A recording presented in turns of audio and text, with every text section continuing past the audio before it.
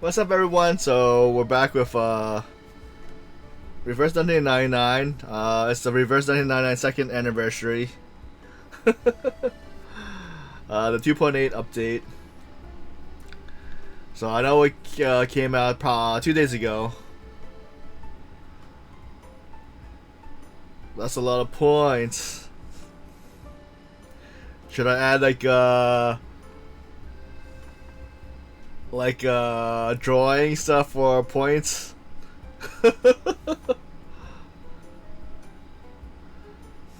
Pixel art. Be scuff art.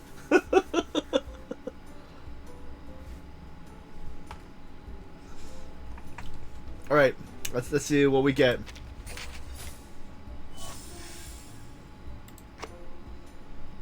All right, so it's whose birthday is it? Desert Flannel. All right, let's claim the stuff.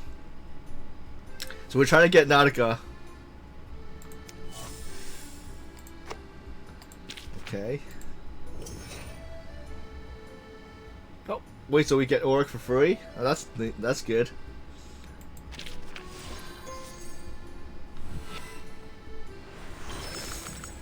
Procedural info, risk assessment, voluntary participation statement, and the all-important consent page. Just sign here, and we can get on with... Auric, we got Auric! Wonder what portrait level she is right now. We got Matilda. She's been one of the main characters in the stories. Vertin! I just finished reading Sonata's annual report, and yours as well. While both of you have made noteworthy contribution to the Foundation, what I'm going to accomplish as a modern assistant will eclipse your effort in every regards. You will soon have the honor of witnessing your tremendous achievements, and I will have willingly and personally hand over the Investigator of the Year award to me. Sincerely, the excellent Matilda Budiash. P.S. The reason I progressed so much is because I am a genius. Not because I started lower than her.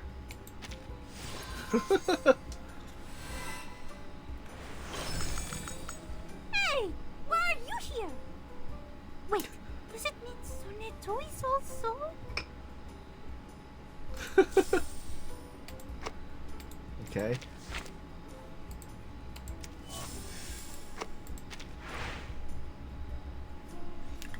So 64 in the black and white. Log in during the event to receive a cut to fit garment worth 365. Okay, so it's a year worth of crystal drop. Buy any garment in the garment shop to receive another one for free. Okay.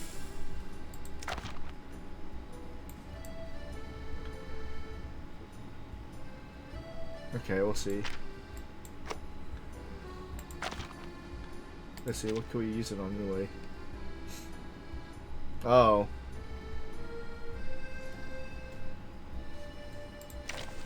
This is what I'm going to definitely get.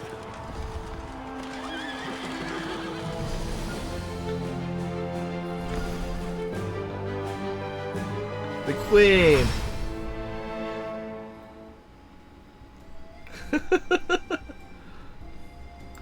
So I'm going to get that later on.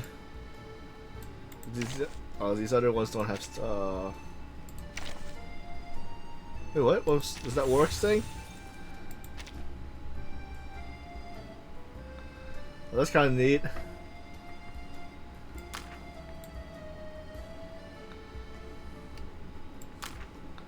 What's the main story? What's this? Promotion forwarding? Oh. So that brings us to a link to the browser.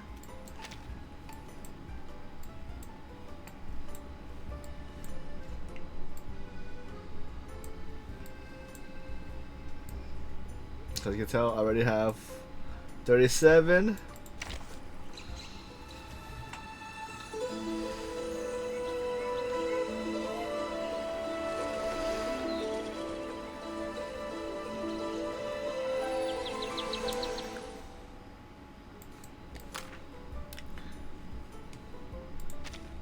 Reguluses.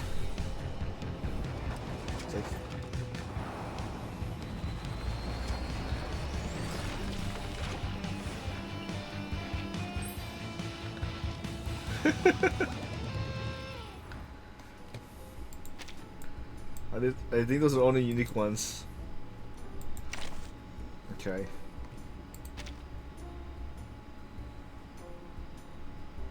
Euphoria and lucidity. A flash of inspiration in familiar eyes. A moment of effigy. Oh, so we get so these were okay, these are the rewards we're getting. Okay.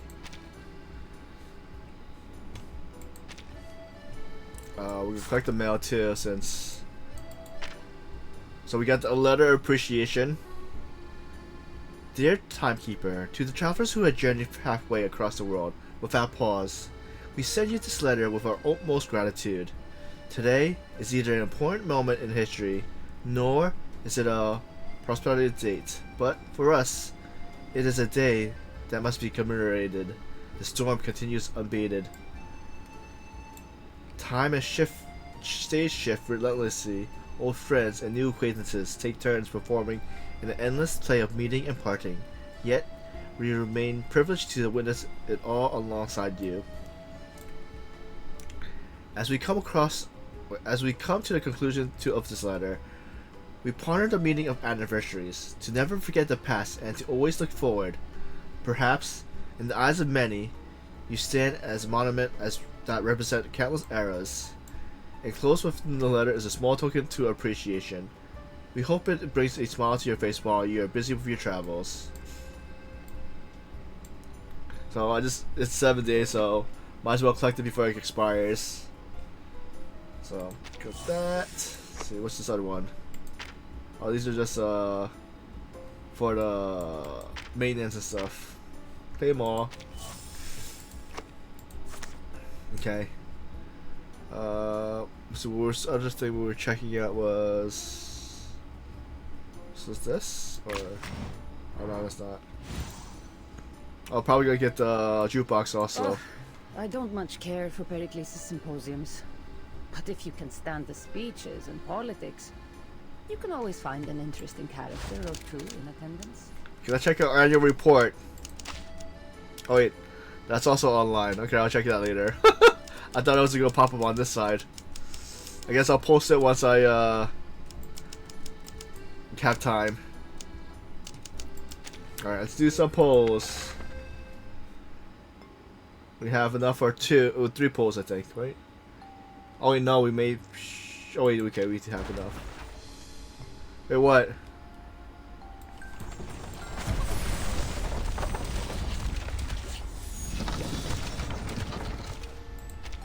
You got nobody good.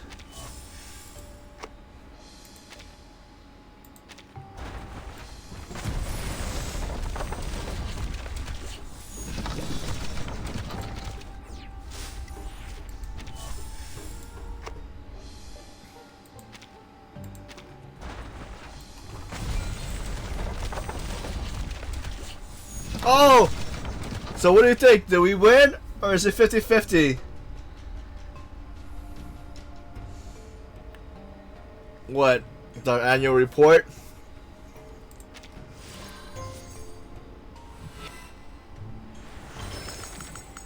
Oh, we lost! The disarray and disintegration of reality. The manifestation of fate. The brilliance of transcendentality. The ethereal images. And I see you.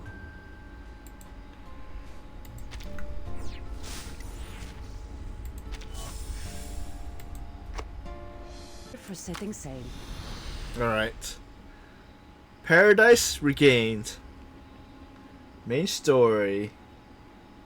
Wait, who's okay, so it's not like a story.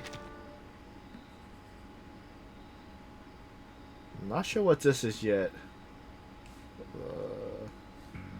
Then we have Antidote coming out in a day, so that's probably in 2 days. What's this? Okay. Any wishes? Nope.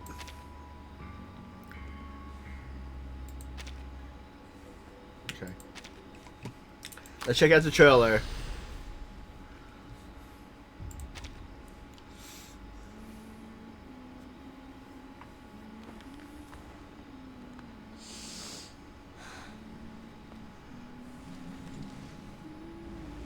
It's an old typewriter. I think I found her. The Mother Spirit slumbers to the south. I'm the only one left. What happened to your research team? How could traitors possibly serve them?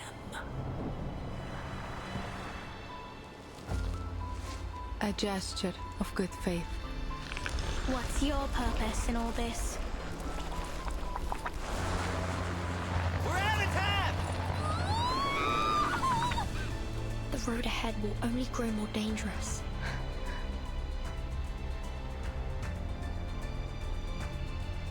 Nautica! Where are you going? At last, the moment has come. They shall lead us to the promised land. For the sufferer is returned. No! Do not go to Antarctica. Do not proceed.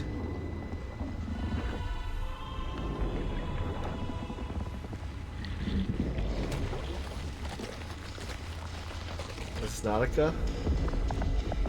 Oh, Arcana! She's back!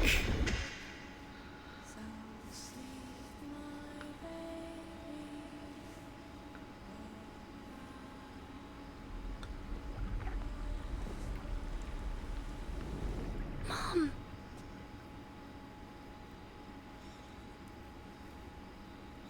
That was a neat trailer. We see a lot of people coming back. Like we have I think Molly, I think that's her name. I guess Sonata versing Sophia. Enter. Stage 1. Enum nova fossum betum. A slate empty of its precious gift glides quickly towards the future.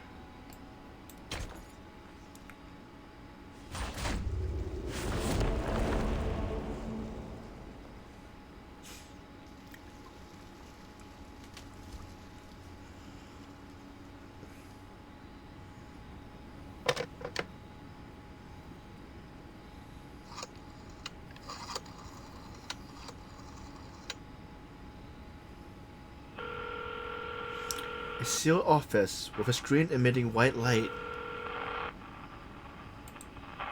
A dial tone echoes through the quiet space before the call is answered. Liaison Creus, here's the order signed by the Pax House. Beeping sounds come from the other side end of the line, and soon a fax machine whirls to life.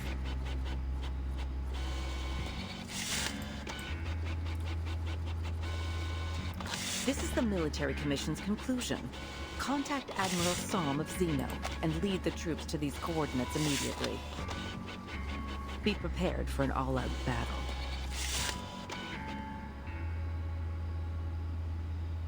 The other end falls silent for half a second. I've never received an order like this.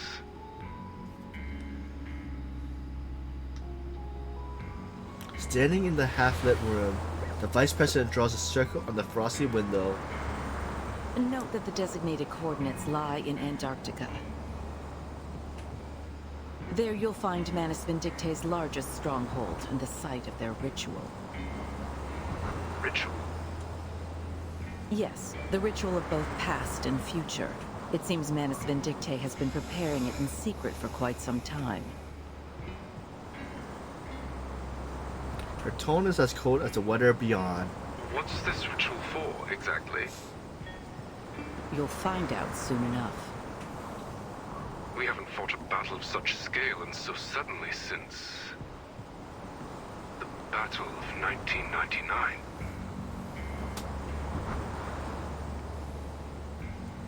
Her eyes remain fixed outside the window. Frost clings to spiderwebs outside the alloy window frame. A thin strand flies off on a long journey down into the piling snow. History is repeating itself, isn't it? Liaison Creus. She doesn't give him a chance to continue. We look forward to your performance on the field.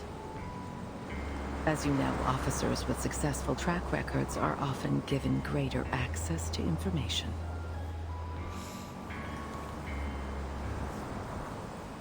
Yes, madam. Suppressing any betrayal of tone or emotion, he ends the call. The screen white glows illuminates the window again. Labeled with videotapes, organized by time and date, are slotted neatly on the shelves. A tape is pulled down and inserted into the projector.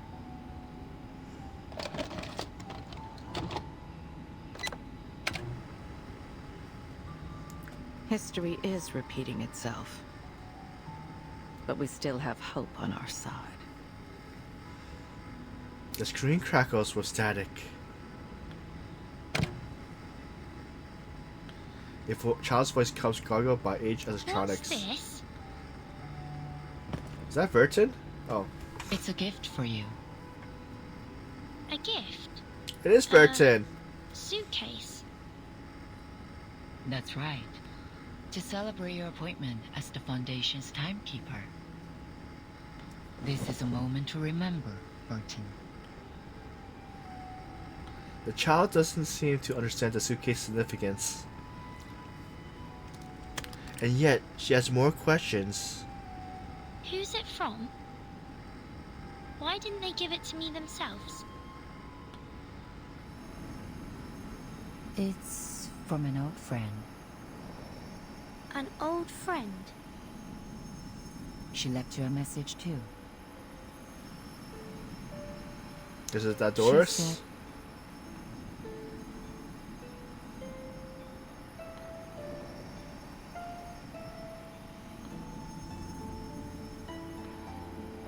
Paradise Regains.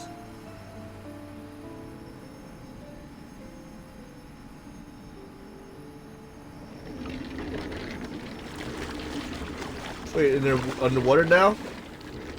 Water sounds? Oh, did you wake up? Was it like a flashback?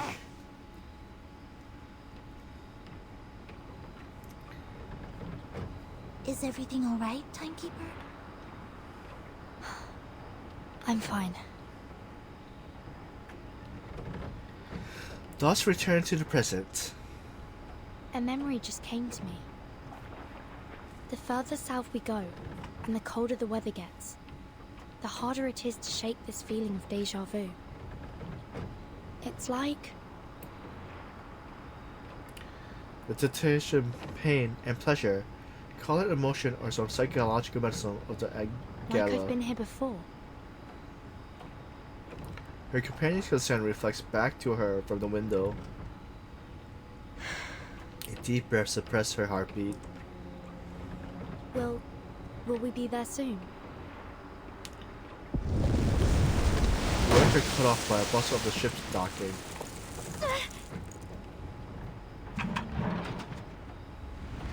Her breath crystallized in mist as the vessel stabilized. Looks like we've arrived. The two emerged from the cabin.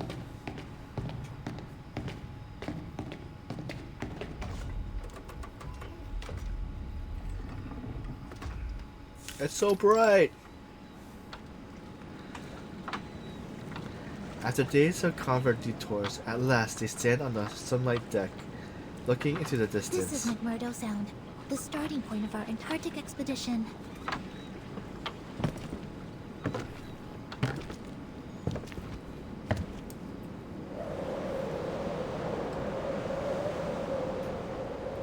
Before them stretches a white field of ice. Dazzling yet lifeless.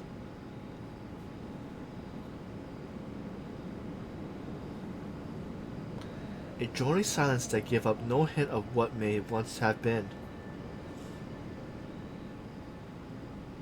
Yet beneath the silence roars a imperturbable foreboding. It's the peak!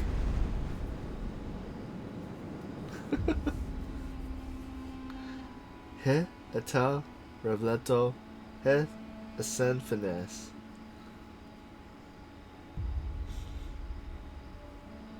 This will be the place of revelation, and it will also be the place of conclusion.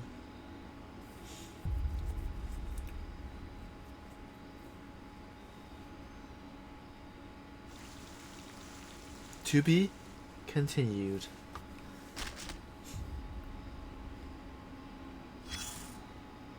We made it. From the US to Brazil to Australia. Also, not as many detours. I mean, oh, okay, not that many detours. Yes. From a pleasure cruise across the South Pacific, through Argentina, and finally here.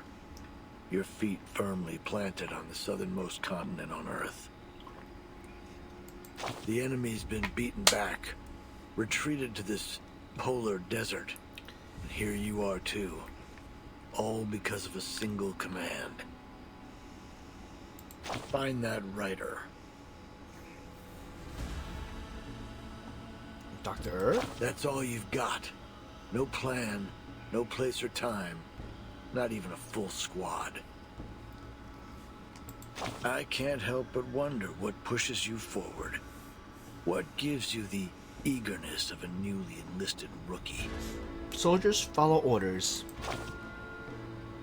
But you're not a soldier. You're not even a Girl Scout. You have no obligation to follow orders. Personally, I suggest you think twice before obeying a command. After all, you're headed straight into the stronghold of the enemy. In situations like these, those who blindly follow orders often end up as cannon fodder. So keep this question in mind. Why are you looking for that writer? Why are we looking for that writer?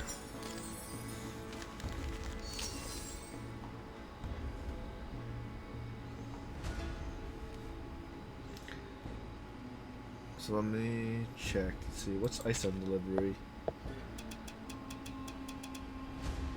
Canned food and vegetables. Packages, okay. So we get any more this is here? Oh, we already bought them. Well, there's only 2, so... Oh, this is Nautica's one. We might as well get that.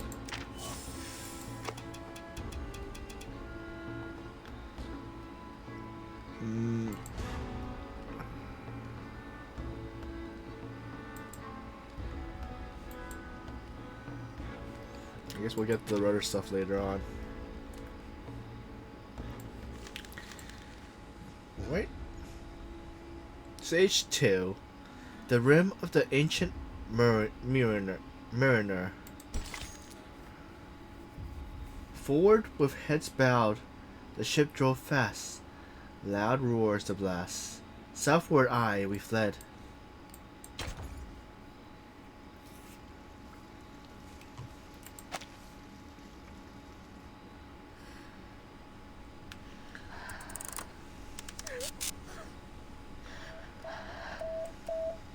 Ed? No. Let's see. No. Truth. She's doing the SOS thing.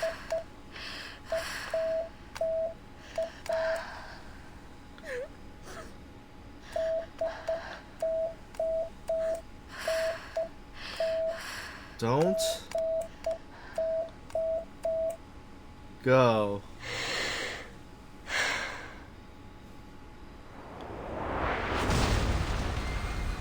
Entering the ice zone. Grab your telescopes, explorers. That's right. We need your eyes on every ice floe. Let's not make a second Titanic. This isn't the time for jokes, Scott. Wait, is this the same explorer groups that was in Hearts thumping with excitement, our team set with Jin Young off. Z? Thanks to our courage and careful preparation, it wasn't long until we crossed the Drake Passage. No matter how fierce the katabatic winds were, our will stood firm. In fact, the windstorm we met was very similar to the lab-simulated ones. It didn't take long for the captain to find a way to deal with it. Soon, we were sailing through the South Shetland Islands. There wasn't much there but black moraine and a few groups of Adelie penguins. It was clear to us that there was more trudging to be done before we reached our destination. But every one of us was confident that a journey of this magnitude would pay off with very many ancient secrets. When the sun dawned, we saw the lichen that grows all over the Aicho Islands. Crimson, green, ochre, even the land blink couldn't pale those colors. That was when we realized that rocks can move too. I can't help but recall when the famous Gouvernoren returned with a full and bountiful load. We celebrated the harvest very amazingly. We opened a keg of beer and sang the songs of home under the rosy sky. The harvest bounty mankind's blessing be. We children blind from mazes must be free. The mother spirit light with ancient glow guides us to the great current, nature's flow. Yes, we are the polar explorers. We are meant to be the challengers of the most unknown greatness. So, with this feeling in our hearts, we will continue our march into the depths of Antarctica. So how many people were on her team at the start? Carpe diem, as the saying goes. I've never felt more joyful and fulfilled and worthy in my entire life.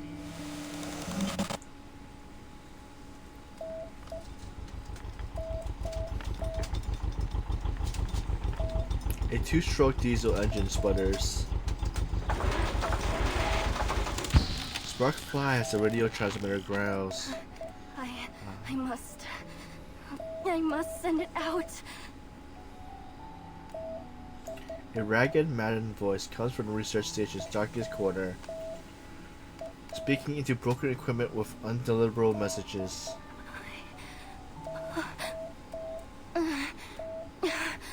Calm down, Nautica. Calm down. This is your research station. You built it together with the team. You're safe now. Yes. The Mother Spirit will protect you. You're safe now. Just try it one more time. Just one more.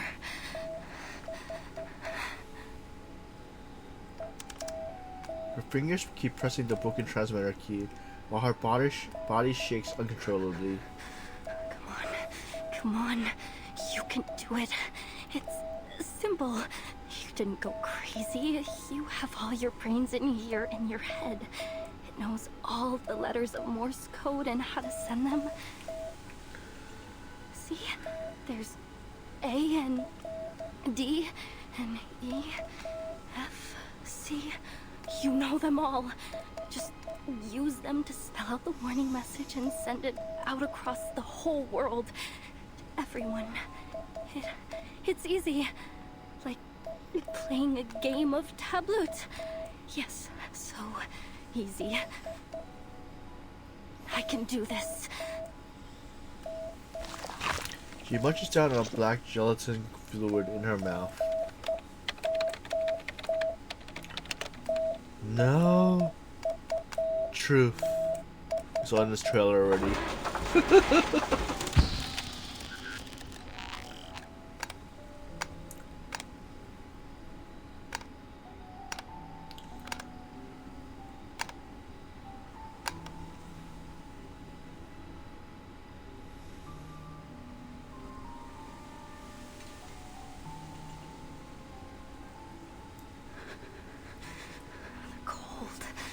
This moldy lime juice and disgusting ice algae.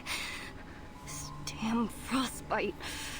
Nothing left to do but sit here, stinking of blood, and wait for death to take me.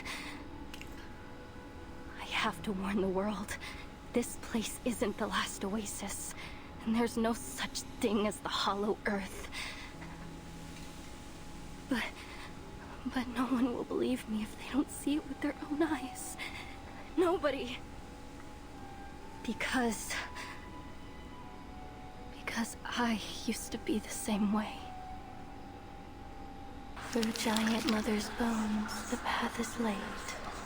In bloody pain, eternal life is made. The mother spirit's light, with ancient glow, guides us to the great current, nature's flow.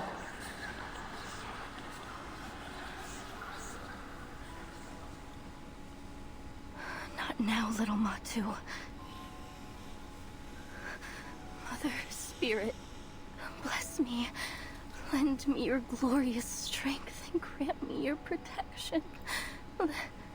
Let me live through this. Boom. A thunderous noise comes from outside. There's a boat. There's your rescue ship. The small figure is startled. It sounds to the window, peeking through the insulation edge. A snow monster ship? Excuse me? Is anybody... Please don't come over here. Please, please, please.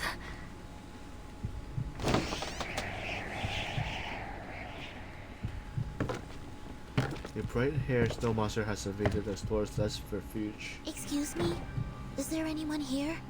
We just landed, and this is the only building around. We were hoping to ask for some help. I'm already half frozen to death. Don't you dare crack my skull and suck my blood. I won't taste any good. My apologies. There must have been some kind of misunderstanding. Plague in the glacier. The worms beneath the feet of the Mother Spirit. And those sickening mass tyrants. Bring it on, Snow Monster. If I can wrestle a reindeer, then I can take on you!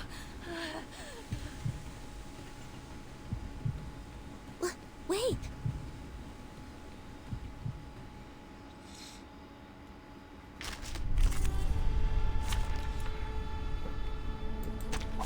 There are many routes to travel, but only one She's facing there though. When entering battle and the start of every 5 seconds, cold chills envelop the entire field. Inflict 1 stack of fridge on all units. Stay where you are! I'll fight you! She's not listening to us at all. She's cold and scared. She must not be in her right mind. Do your best to calm her down. Just be sure not to hurt her. Also, we can't do attack moves. Understood. Maybe an incantation to keep her warm will help.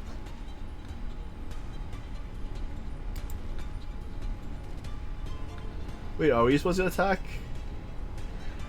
Clearing the snow, breaking the ice, and embrace solitude. It's all right.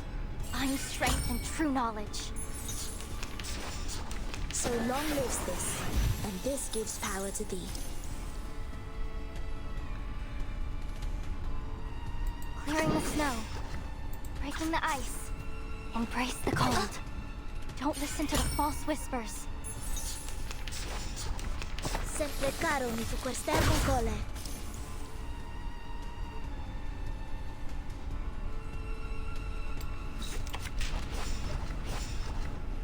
Clearing the snow, find strength and true knowledge.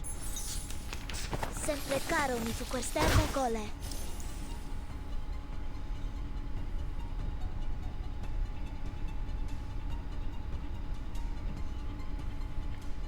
It all began with a shiny little stone. And embrace solitude. Each moment, now night.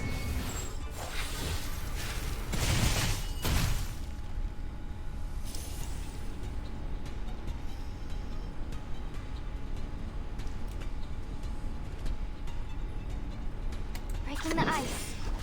It all began with a Don't listen to the false whispers. Embrace the cold. I can feel my fingers again. What's going on? The heater went out ages ago. It's a magic trick to keep you warm. I'm glad to see you more calm. Please don't be afraid. We're not snow monsters. Rewards? The best reward is discovering a new fossil. Oh, or seeing a volcanic eruption up close.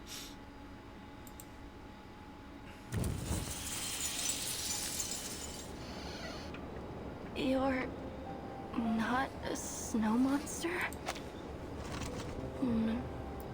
Normal behavior, no mask, uses magic. Yes, warm magic. I can move my fingers again. You're right, Matsu. They don't seem like bad people. At least not as bad as the snow monsters. Grieved but still worried, she shrinks back to keep an eye on the intruders. The two newcomers seem without concern. They straighten the furniture and examine the scene as if looking at a puzzle. According to Mr. Olive, this should be the coast that Dr. Doris landed on. Welcome in, Roland. How's everything? This plane is the way to the heart of Antarctica. We may still catch up with her if we pick up our pace. I see. But I didn't expect there to be a research station all the way out here. This place isn't on any map of Antarctica I've ever seen. It must have been built less than half a year ago. The facilities are quite complete. Diesel generators, snowmobiles, radio transmitters. Sonendo steps forward. The empty can rolls to her feet. However, they seem to have run out of food. Her eyes turn to cowering figure. We're just passing by. We mean no harm. Is there anyone else at this station that can help us? Hundreds of days of solitude ends with a simple question. Nautica stands half hobbled in the corner, rubbing her nose. No, there's no one else. Only me. I don't mean to offend, miss, but you don't look very well. May I give you a health evaluation? No, no need. I'm fine. I'm an explorer. I know my body. I'm fine.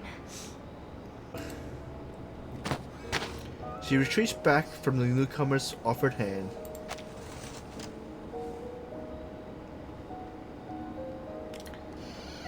What are you eating?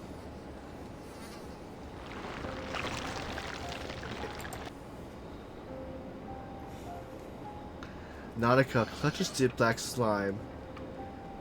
A fibrous mucus-like fluid oozing between her fingers. She licks her lips and swallows it whole. The only thing there is to eat here. Yeah, this doesn't sound good. Samantha shakes her head. And the suitcase metal clasps are open with 2 clicks. Please, take this. Oh, it's turnip and potato soup with beef. I hope it suits your tastes. It's like, do we have a can opener? Fresh food! The long-suffering explorer reaches out as tenderly as a fawn. Is that a magic suitcase? She points at the suitcase that conjures food out of thin air. Yes, it's an arcane suitcase. It's bigger on the inside. It can hold food, rooms, even arcanists themselves.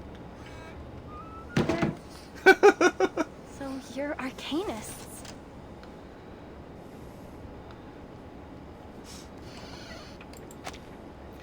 God forbids women eat something with a little more convention. No, convention. Colors finally return to her pale face as she begins to examine her visitors with fresh eyes. That's right. A protein-rich aroma wafts up from the tin. Actually, we're heading to the heart of Antarctica. Perhaps you'd be willing to offer us some advice.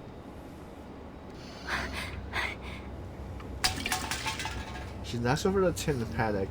The soup inside splatters out across the floor. Her body shakes erratically, and she returns to her main trunk, a bizarre mutter. Fast phrases rehearse in her mind. No, you mustn't. Do not go into Antarctica. She's doing Morse code again? You mustn't go any further.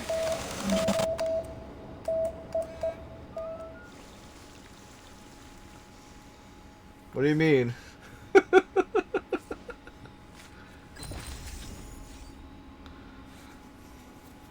Don't go. No truth.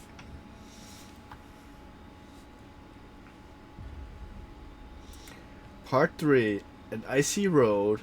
So wait, so is from what I was watching, is it what 25 chapters or stages, or is it like less?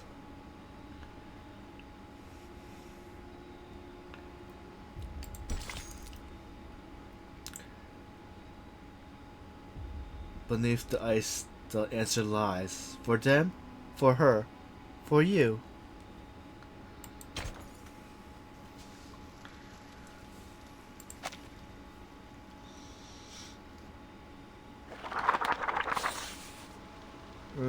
We'll find out. The true horror happened on the third day, when we reached the hinterland.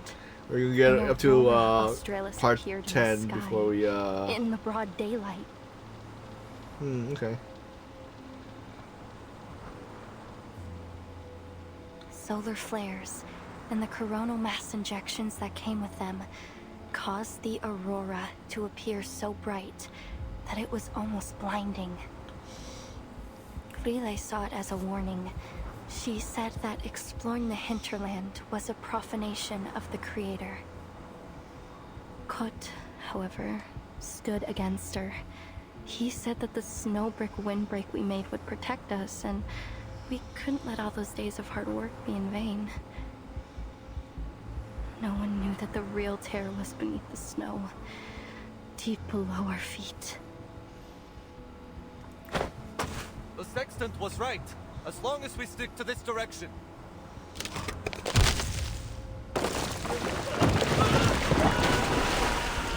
One member down. Day 5. Ide has been left behind. So how many people were on our team at the start? This is an emergency situation. We need some people to shift focus to rebuilding the windbreak. Those of you who are fixing the communication devices and getting rid of the EMI, drop it for now.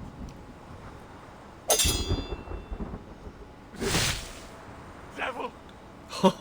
Demon!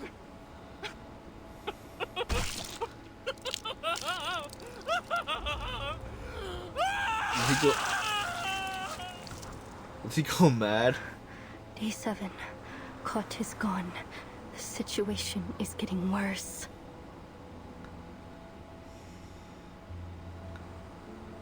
So 2 people down. Finally, this damn place has shown its claws. I told you we shouldn't have headed so far into the hinterland. We're in way over our heads. Farewell, everyone. There's no escaping it now. The voice in my head has become one with me. So Wait, let it end did she with shoot me. herself? Once I'm gone, it will be gone forever too. She shot herself.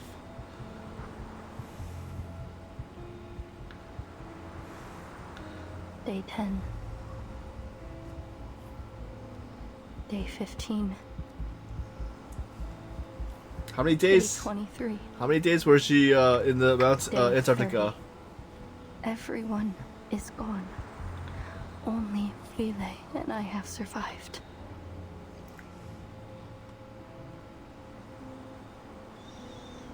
It's okay. Don't worry about me. Any passing fishing boat will be able to see our distress signal. You just need to go back and wait. Here. It's a Neptune bar. My favorite. It'll keep you warm a little longer.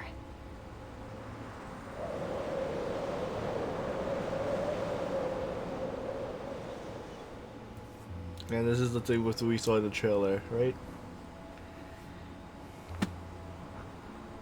Nautica closes her diary.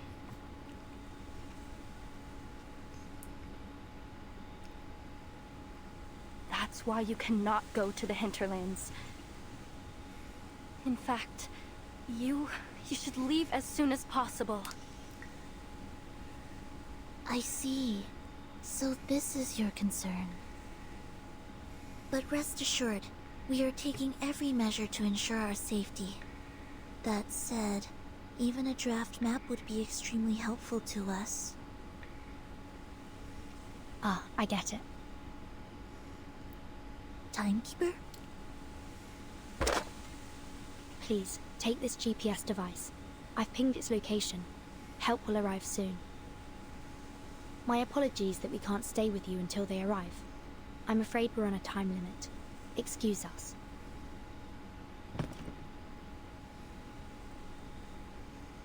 Why? Why don't you give up? Even after all my warnings? We have our reasons. Yeah. When the snow batters their coat as the two steps outside. Wait! Nautica, finding some hidden reserve of sanity and strength, shouts to her visitors. This land of ice is alive! It's alive and it eats people! I'm not lying. You have no idea what horrors lie in the hinterland. Even if you somehow escape, you'll go insane. Just like Rolf, my grandfather. The footsteps of those walking towards the snowfield slows. So you have to stop. You have to. You have to. For your own safety.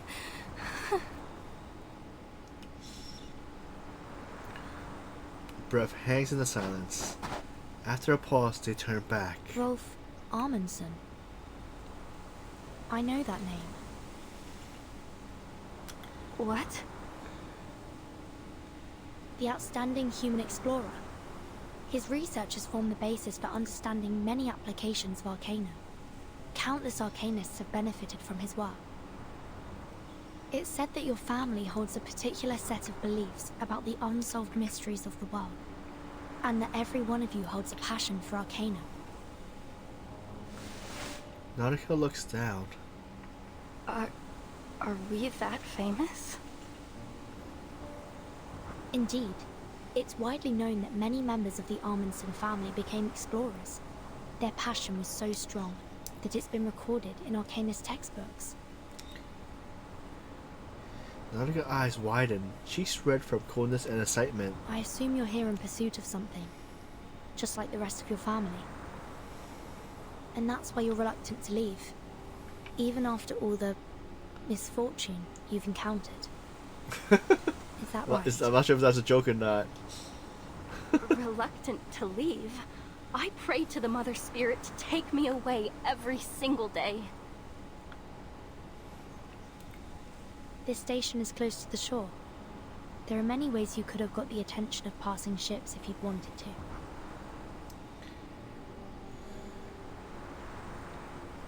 Oh, is he like? Is it like a parody of a real person? A person, to be specific. Nautica's eyes widen again, this time with confusion. A person?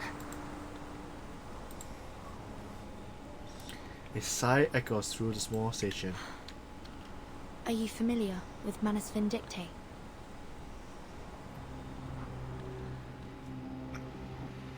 Okay, his Polar Explorer.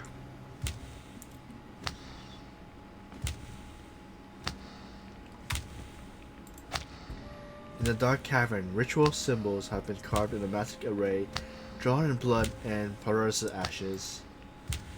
The lion tail is placed at the top. Tides running blind by their every routine. Sacred scarab wings at the left. Staining that heaven with obscene calamity. A seashell holding a spirit is embedded in the skull at the right. The breaker of death shackles shall rule us all. Black soil and the rebels in place above the idol.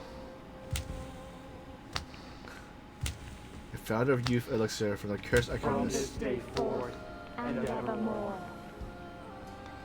Nice, that's some nice facts.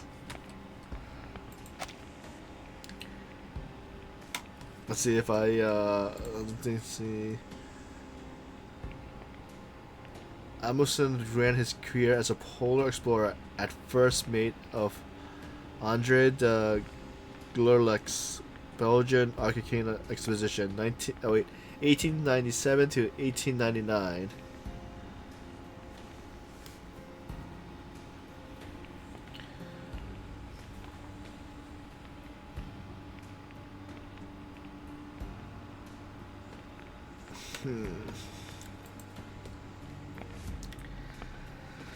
The young preacher stands at the altar edge, watching distant shadows.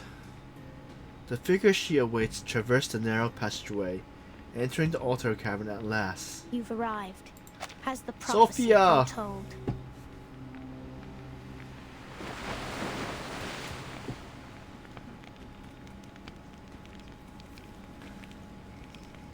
The blind woman approaches barefoot.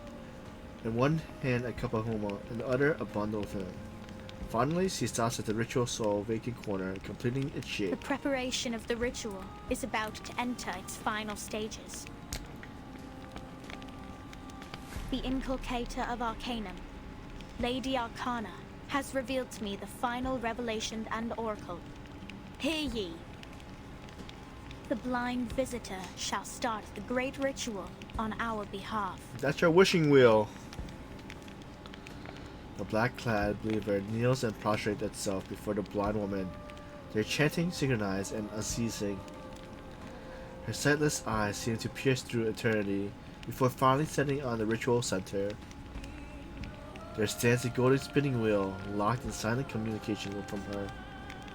Is that Is that Doris?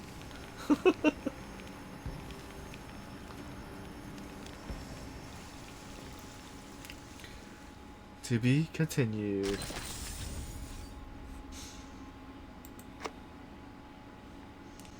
Alright, but before we continue the next part, we're gonna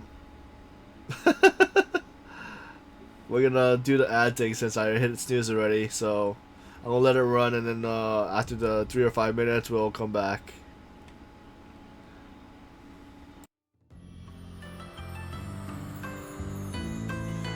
Do we get it? What's this super look like?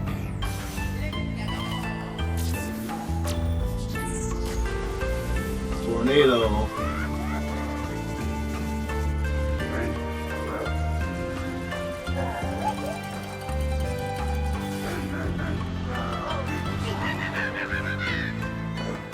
Wait, what just happened? I just checked that out, but I missed how we scored.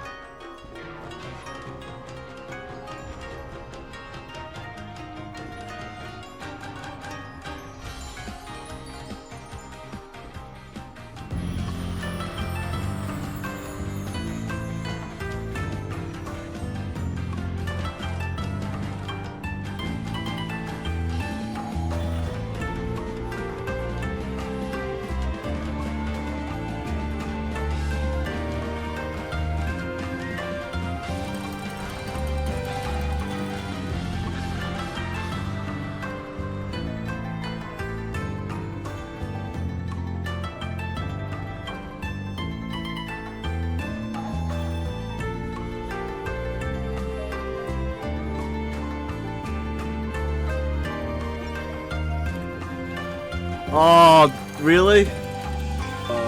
Move 4-star. Oh, oops. Are we fighting the 4-star? Oh, we got it! And that was by accident.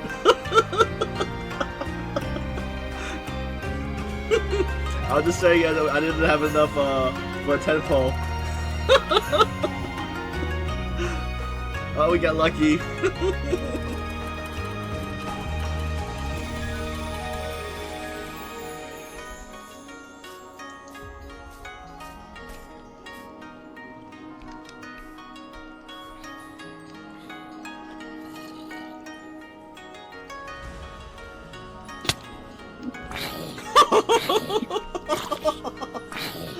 I just turned around to feed the pet.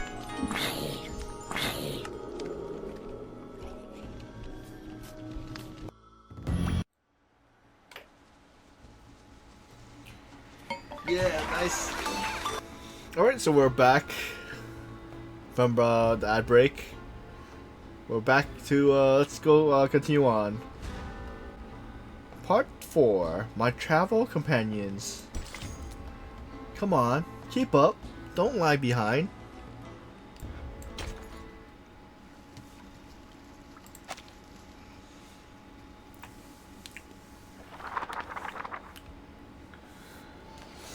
Manus Vindictae is an extremist pureblood arcanist organization. They used to act covertly to disrupt the world order in hopes of reviving Arcanum. However, in the last year, they've become much more active, even encouraging ordinary people to wear their masks and endure their trial. It's suspected that they went high profile in order to quickly attract more believers. According to our intel, they'll hold an important ritual in Antarctica soon.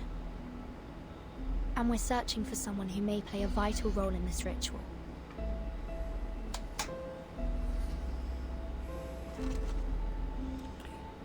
Arcanists. Masks. Are the snow monsters what you call Manus Vindictae?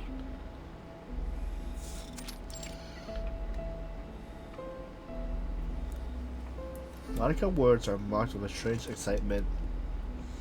What exactly is this ritual they're holding? Sadly, we don't have much information in that regard. We're hoping to figure it out on this mission. Ritual. Arcane ritual. Wait, wasn't that one of my research topics?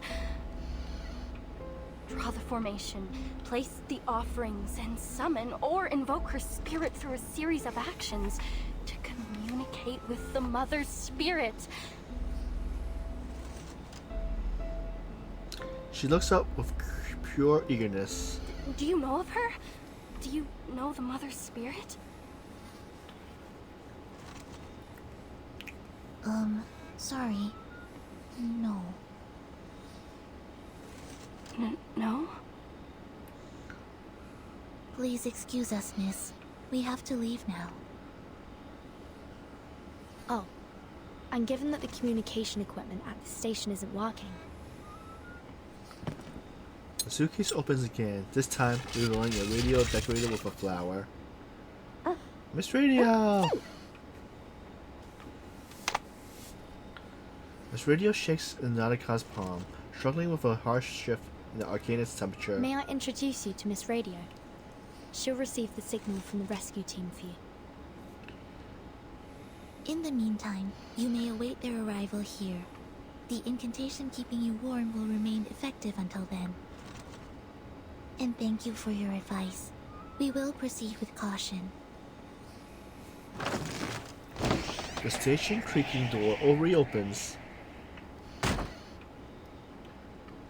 Hello, little explorer. You can call me Miss Radio, as the timekeeper said. The heart of Antarctica, an arcane ritual, a vital role. The guide appears, then fades from human sight. If the devoted journey, let their songs unite. Nautica. Little Matu is reciting a message from the Mother Spirit herself. Who is Little Mato? The guide appears. The guide appears, the fades from human sight. A devoted journey, let songs unite. Devoted journey, let their songs unite. Hello? Can you hear me? Your topic, your research. I assume you're here in pursuit of something, just like the rest of your family. Their dream. Your dream. Mato's voice is snapped off as Nautica bolts to her feet. This is a chance of a lifetime. The visitor boots are already cleaving a deep path through the snow outside the station. The door closed heavily and slowly behind them. Wait!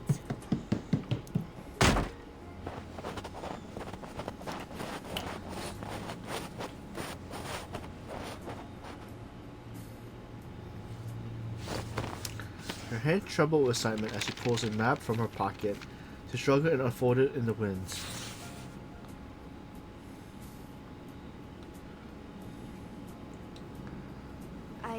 I drew this map myself.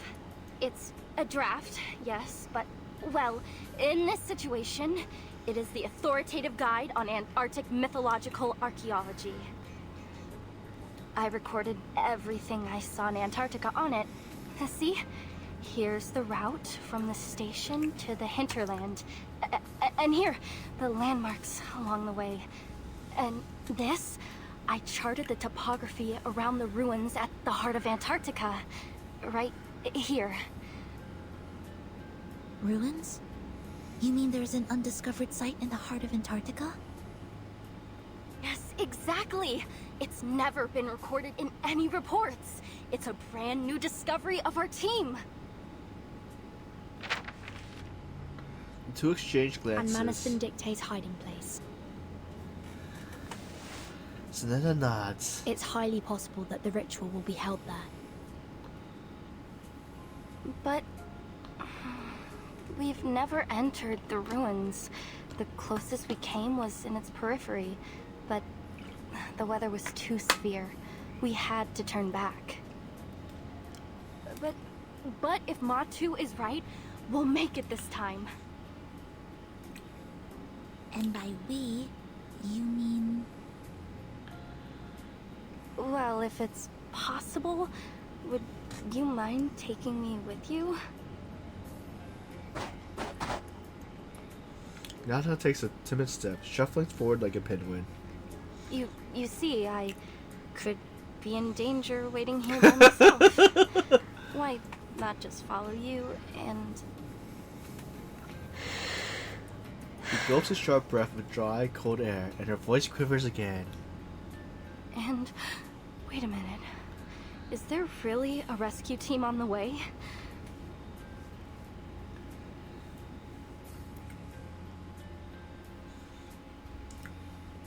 Meanwhile...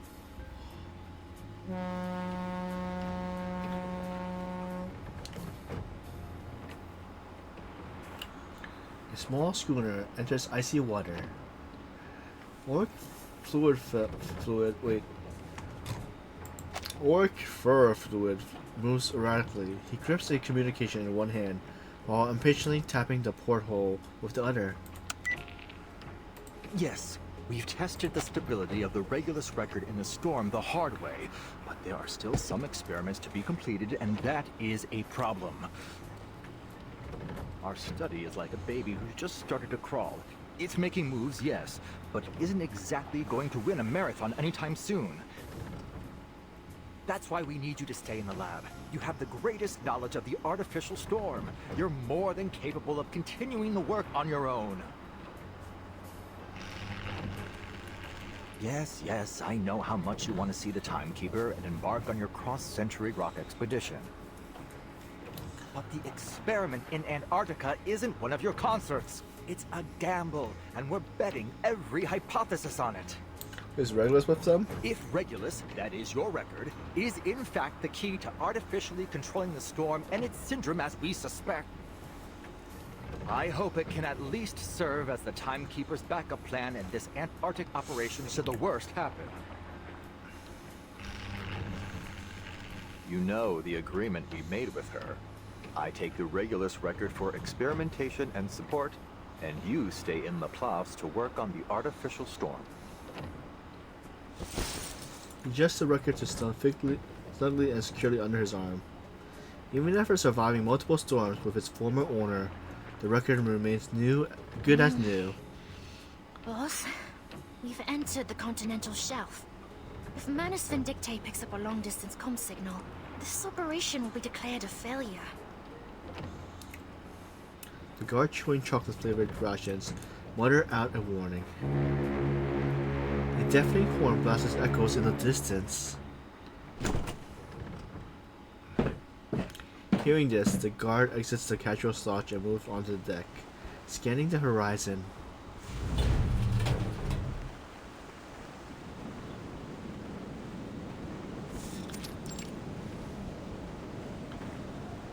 Oh, we finally met the Foundation's fleet.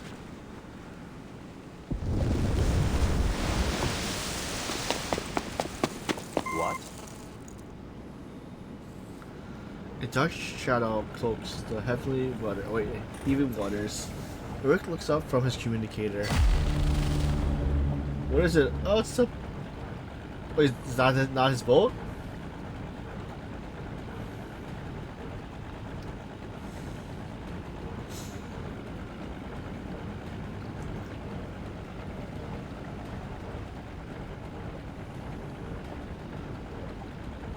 What on earth? The propeller spins fast against the swelling sea. The distant aroma of burning diesel hits the air. Is that?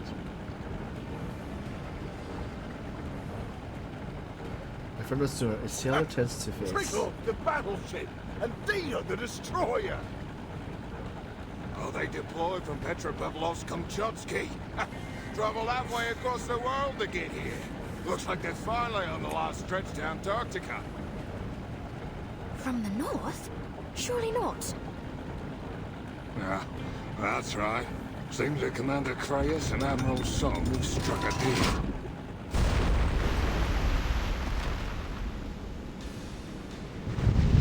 A torpedo explodes 100 meters away. A strange animal-like stream is heard, waves splash. Hold on! Adjusting the sail angle! Oh, damn it! No one told me we'd be fighting on the front bloody line.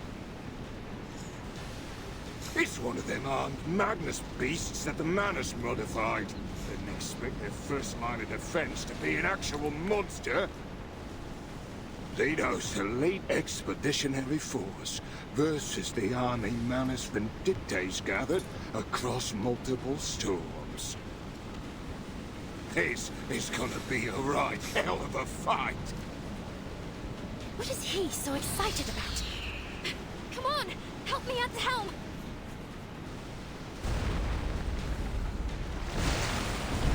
After one last loud boom, the shrieking mantis submarine quickly dives underwater.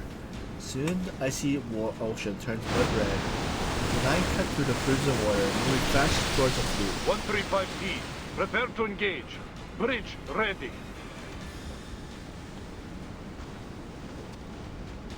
Warships maneuver over the icy sea, relays an order and repulse of Stada, clears over the radio. The gun inches into position, aiming to hit the water at 6 Let's o'clock. see if their liquid metal reactor can resist Type 65, 76 torpedoes and our aerial firepower.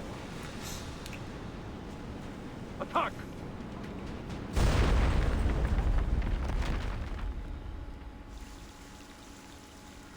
To be continued.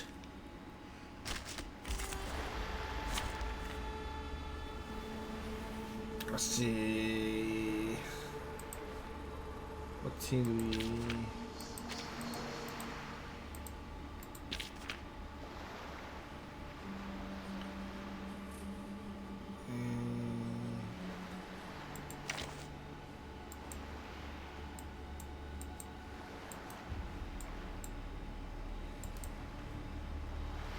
let's use this team. What buttons win? Wait, oops, wrong button. Enzo. It seems you can use a hand, especially one with a blade. Harmony is precious.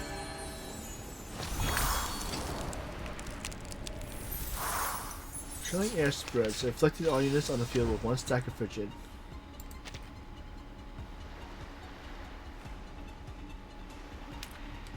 Ace pass attack. Congrats on redeeming second. How's your day?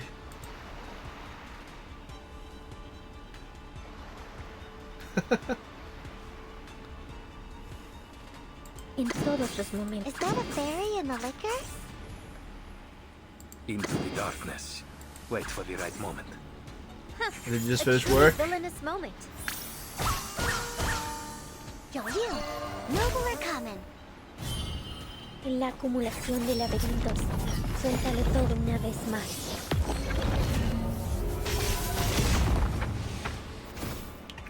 It will be over before you feel it. Adios, extrañero.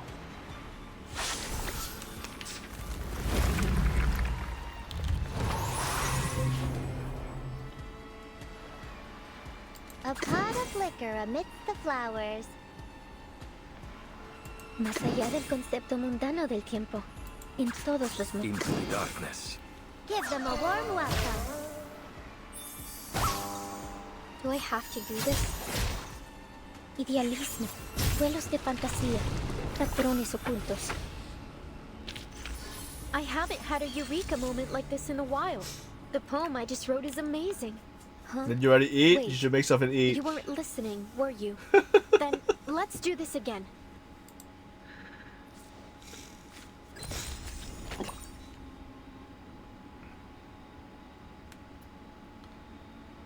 So, stage 5. Et brute? Et brute? Dear betrayer, have you claimed the goal you were promised?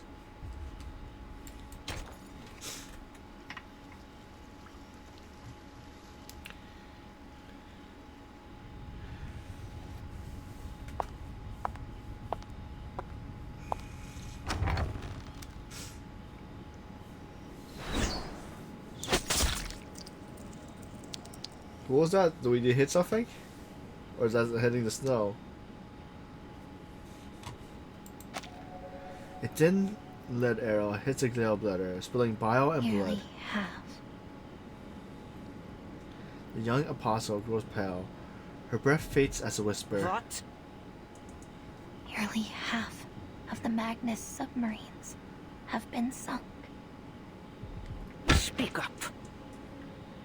Drop your pompous little act, girl. You'll win no favor with me through airs and graces.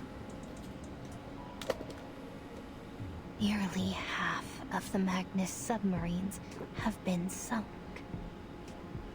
That's more like it. The lead arrowhead finds another target. At last, those white-clad fools have levied some retaliation. How kind of them to finally join us. Another arrow is fired. Frostbitten flesh splits open, oozing rancid fat. I am loath to witness any more groveling at the feet of that preacher and her so-called omnipotence. The elder shuffled forward in plain robe. The great corrector of the mysterious Alright, thank you, Spaz. The one and only leader in the face of the slumbering inculcator of Arcanum, the supreme caster of the great ritual. Orb in the Evid skull crumbles under the pressure.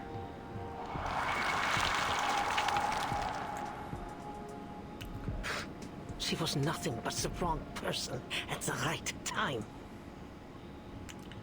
She alone hears the voice of the inculcator of Arcanum. Ah, what blatant lies! Yet they submit to her all the same, everyone. While she gallivanted around the world, preaching on the back of her falsities, who was it who prepared for the ritual, Yet she alone is granted power, She alone holds their hearts in her hands. Ridiculous. What does a little girl know about material transportation or personal arrangement, let alone the great history of the Manus? She is nothing without me.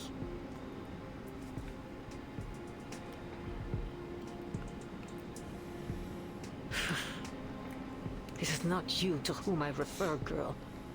But you'd better keep that tail firmly planted between your legs.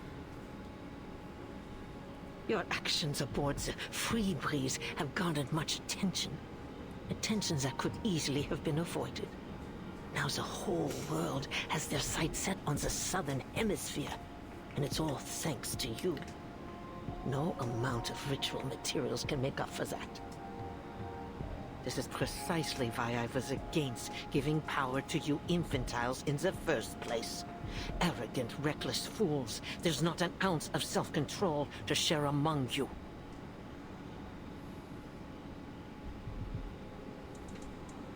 The Foundation's army will break through our first line Welcome of in, defense Dale. soon. How's everything? If we don't stop them. Their advance will be halted. Congrats on redeeming third. Words falter mid-sentence. Antarctica's no place for them, no matter how many machines they send. Their war efforts have been naught but a desperate attempt to prove to themselves that they are not utterly without plan. Pathetic as usual. Oh, thank you for the hydrate. Yeah, we're doing the 2.8 update, which is the second. Well, it's the second year of the anniversary of Reverse 1999.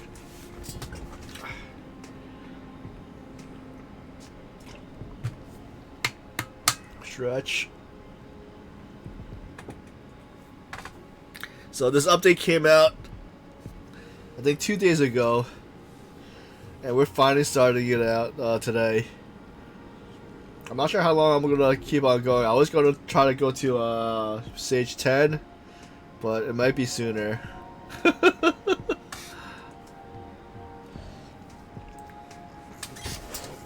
Oh, thank you for the posture check too.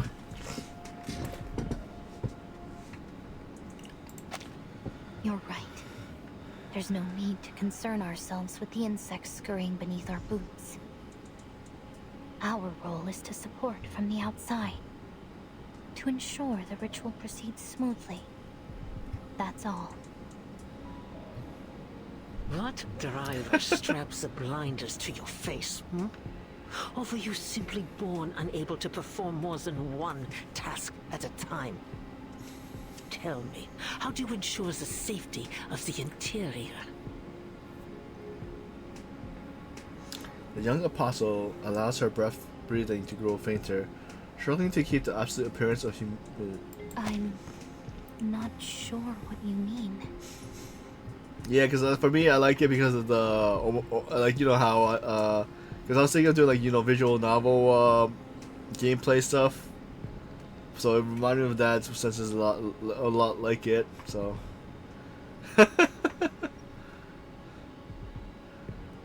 And I've been I've been slacking or procrastinating in all the other Genshin games, like Genshin. I think out of the Mohoyo games, I've just been playing the Zora mostly.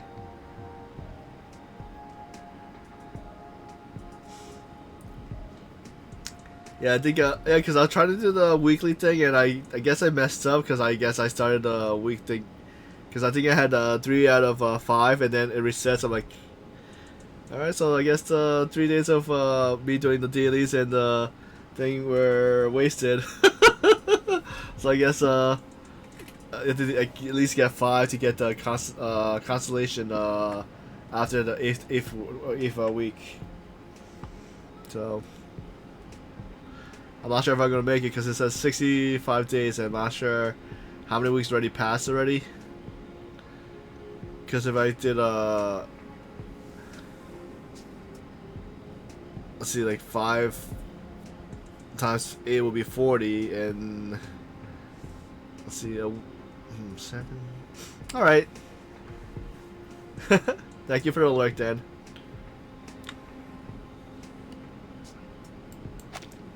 the Admiral's Sentinel unit. What is its status? Igor's unit? They've set up defenses in multiple locations along the coast. They're on high alert for possible Foundation partisans. Defense sitters. How could they possibly serve our great Mother of Resurrection? It's an insult that they were ever allowed to set foot on the Holy Land at all. But the Preacher has treated them with the utmost respect. They did bring the key to the ritual, after all. Utter foolishness. Those heathens are not even willing to undergo the holy trial. Standing among these unblessed, unguided simpletons is the greatest humiliation to befall Manusford Dictate since its inception.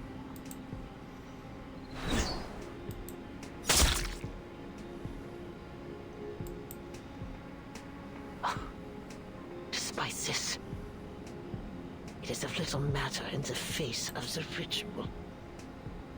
The great Mother of Resurrection. That is our only goal.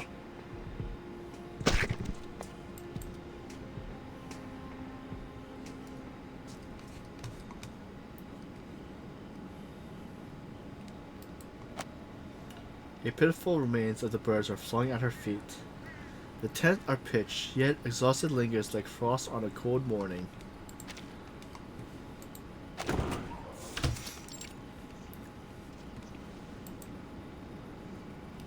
The aircraft captain leans out, shaking his head towards a woman standing before such Lieutenant, tent. we have run the check-in program. The problem is with the pedal. It's malfunctioning, which is somehow deviating the set URA. That is why we had such severe turbulence and deviation just now. I suggest we do not fly Canis Minor until we have done a complete overhaul. The weather is just too extreme in Antarctica. Modor takes stocks of her soldiers, then makes a confident stride towards the transport helicopter. So I was pronouncing her name, I was saying her name wrong. We're still some way away from So our I called her designated Molly. station, but it seems we have no other choice for now. At least we landed in a place with enough space and sightlines to perform our task. This is the best we could have done, given the situation. Well done, Daniel. Of course, Lieutenant. Now all there is to do is wait.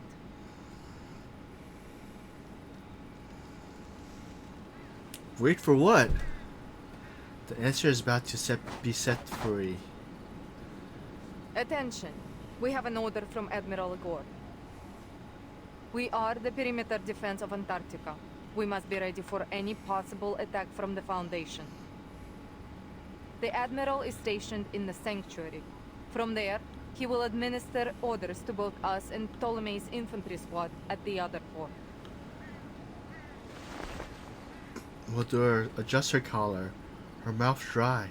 Any unit entering the sea within visual range is to be considered a signal to engage. Understood? Yes, ma'am. Yes, ma'am. The soldier responds in a disciplined harmony. She scans the ranks, then lowers her head. Blinking, she finds herself memorized by the strange golden flurry dusting her combat boots.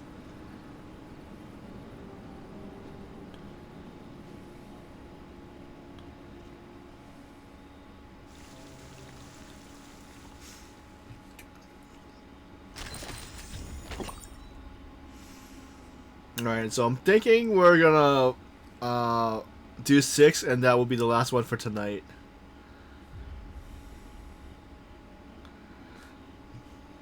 So part 6. Have a safe journey. Let's just be grateful that there is no traffic police in Antarctica.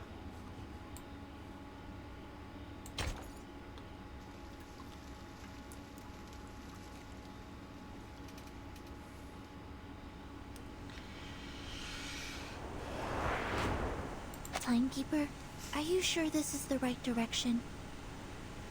Please trust me and my map. This is the way to the ruins. I promise. We need to catch up with Dr. Doris as soon as possible. Hold on tight, everyone. I'm going to speed up. Please slow down. Just a little.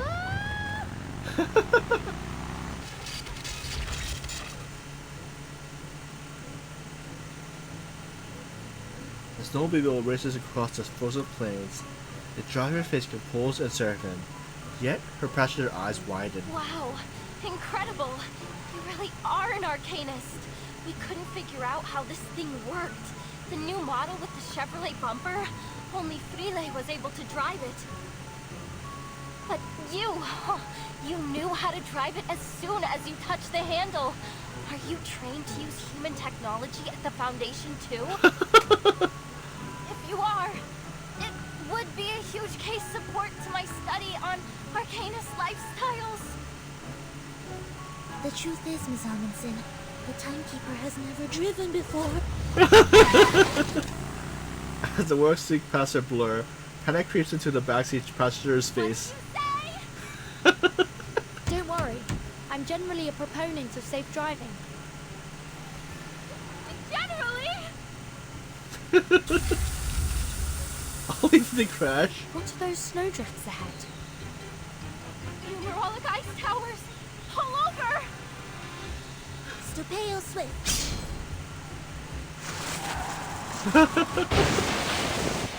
Will you trust Burton with? Will you trust Burton driving for you?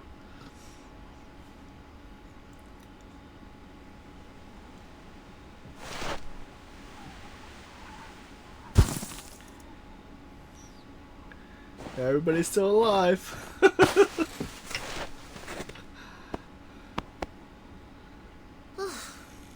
Thankfully, the vehicle isn't badly damaged.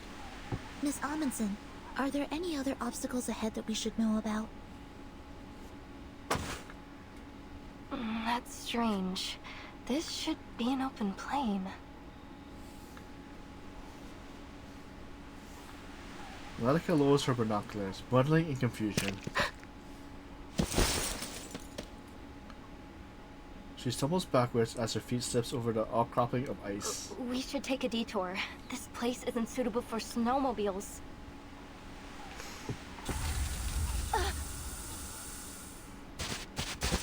Where the ice has failed, a burst of steam succeeds in sending her rolling back onto the ground. Miss Amundsen, are you okay? I'm fine. I'm alright. Her tough talk dies on her lips. She sniffs the air, her face stiffening. Has my nose gone wrong? Or are we carrying rotten food? The pungent odor is not an illusion. It begins to spread all around them. Do you smell that? Smell? It smells like rotten reindeer meat. It's the sour odor of protein being digested and broken down by microbes. It seems to be coming in waves. First it's pungent, then it gets carried away on the wind. It must be coming from the ice towers. Zanetta crouches, examining his surfacing ice What formation. are these towers exactly? When there's magma beneath the surface, hot gas escapes through narrow cracks in the crust. When it meets the cold air, it vaporizes and forms hollow towers. They're often seen around volcanoes. But there's no volcano here.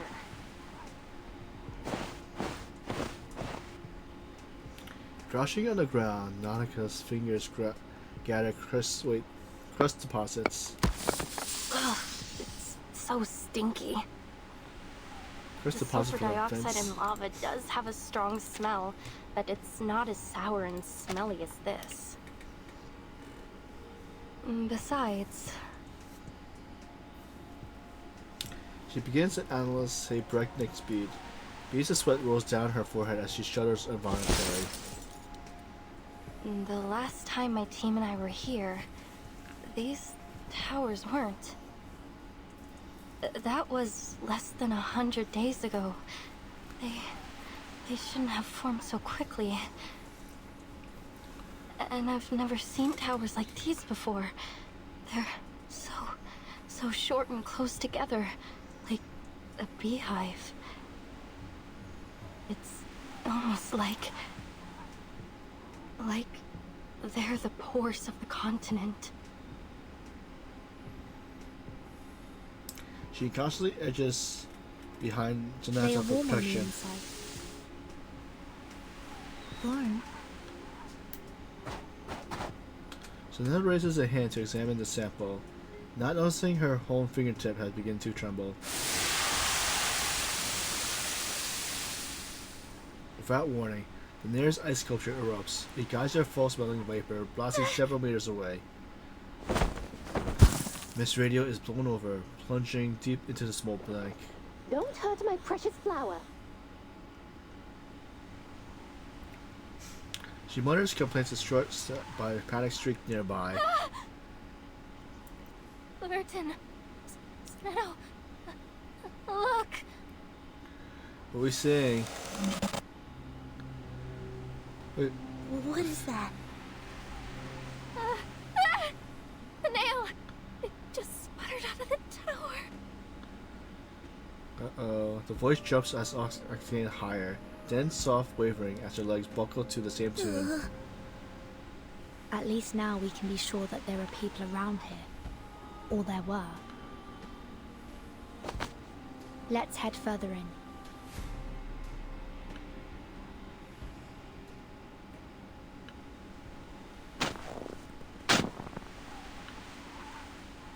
Waves upon waves of snow stretches out beyond them, steep ridges formation vanishing in formation. After struggling up the shifting slopes, they finally stand atop the snow waves.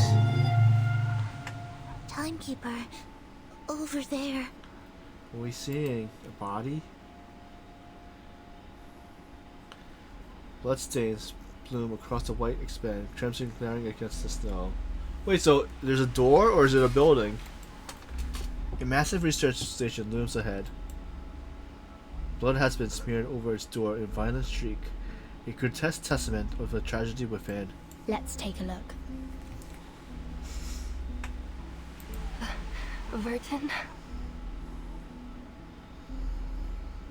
Yes? I can't go.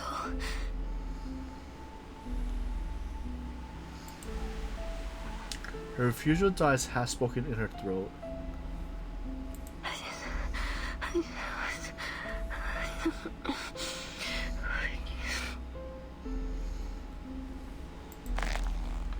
Nautica clutches her jaw tight against the shiver of both panic and cold, and takes a step forward.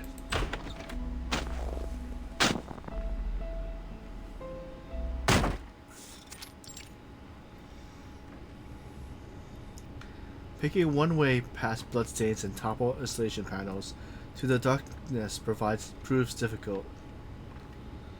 This is a large station. They have a kitchen, separate bedrooms, a biolaboratory, and a daylight simulation room.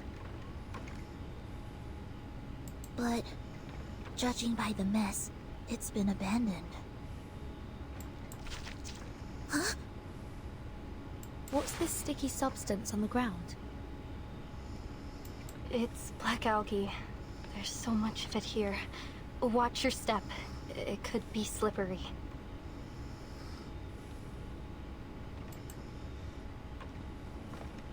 The search continues. There are arcane fluctuation traces on the desks and chairs. Timekeeper, look over there. Following her pointed finger, deep in the shadowed interior, a faint glimmer pulses. Excuse me?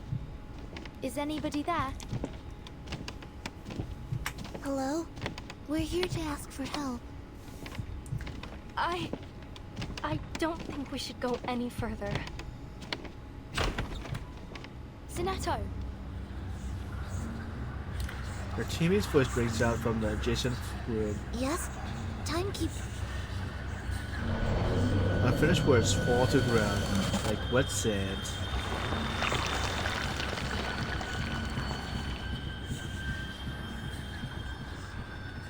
It's impossible to tell whether what is left is a human or a lamb. A tent stakes pieced by his palm, hanging high on the storage room wall. The Arctic wind slipped between the explorer's boots, rushing into the room. The corpse's frozen feet sticks out over dust-covered cans. Dry blood has crumpled into flakes in a hyper-arid air, scattering like snow when the wind stirs. Been dead for quite some time. There's an odd mark carved into his forehead. Look at his hands. His nails have been pulled off. Silence falls over the three. It's like some kind of sacrifice. Some cultures believe the connective tissues containing keratin are unclean.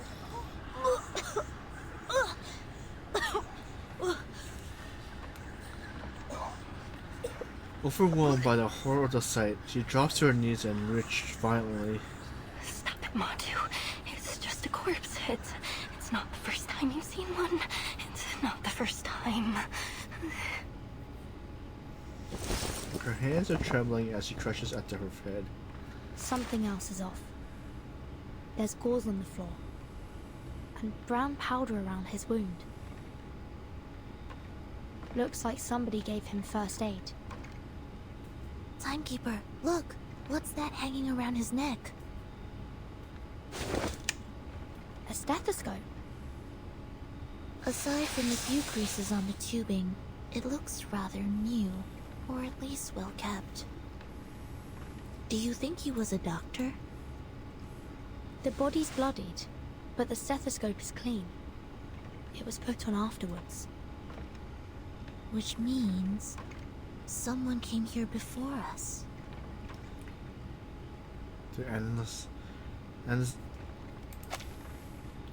Their analysis reaches a conclusion as their eyes meet. Dr. Doris. Let's take it off and have a look. The instant her fingers brushes the stethoscope, the bloody windbreaker wood top just gets in. The truth's muscles, the horror truth fractured before their eyes. Timekeeper, watch out! So the body decayed or broke up? She stumbles back instantly, yet the remains collapse towards them with gravitational inevitability. Cover your mouth and nose. When the dust clears, only two grotesque tent stakes remain embedded in the wall. Within the great eternal mystery, even death itself shall die instantly.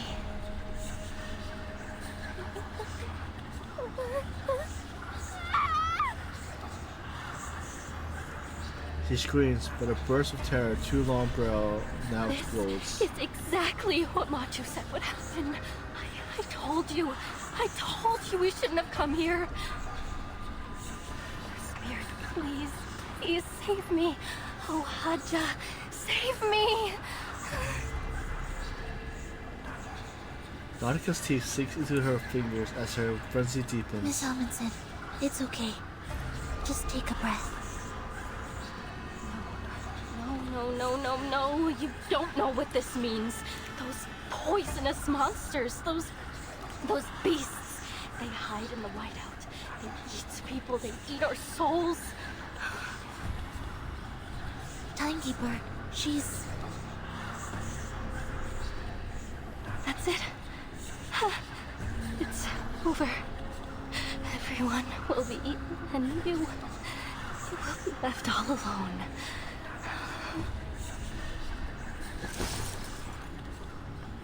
Nautica collapses and curls up on the floor. Just you and their nails. Alone. Nails? The relation comes as suddenly as a thunderbolt. Nautica, did something similar happen to your teammates?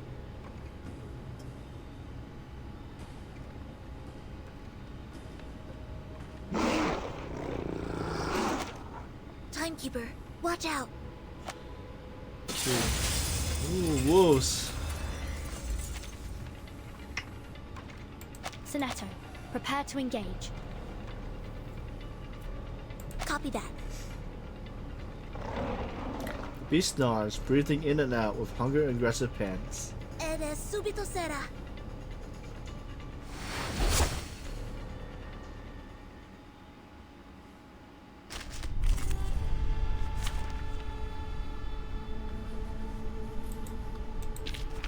Don't think I have a plan team, but I'll just use random members. Straight to the point. I like that.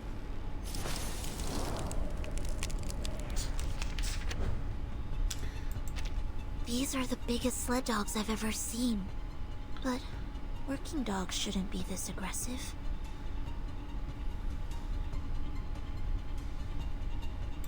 I'm sensing very familiar arcane fluctuations. Manus Vindicte must have done something to them.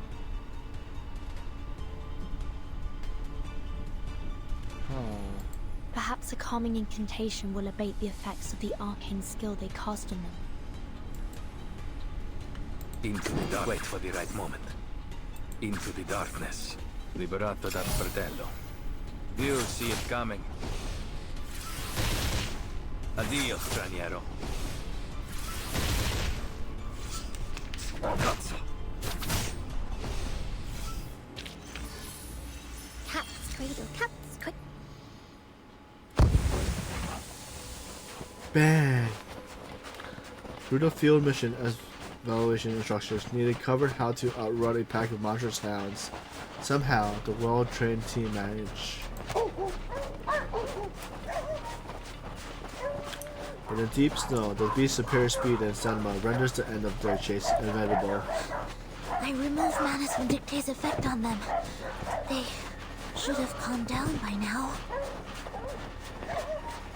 Lost that, Wiley. Just itches from snagging their fleeing prey. Matu, the Mother Spirit will protect me, right? She'll protect me.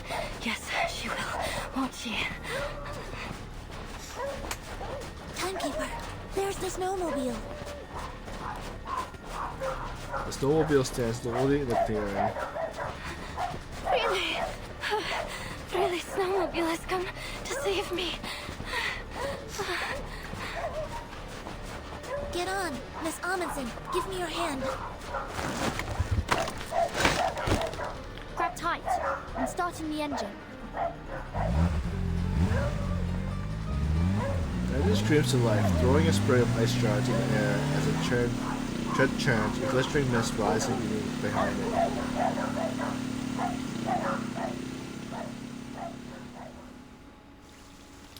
To be continued. Alright, let's see if we got any new shards and stuff.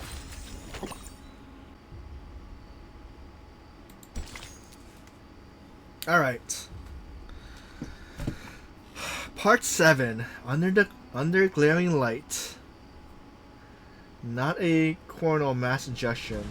Just an unexpected firework.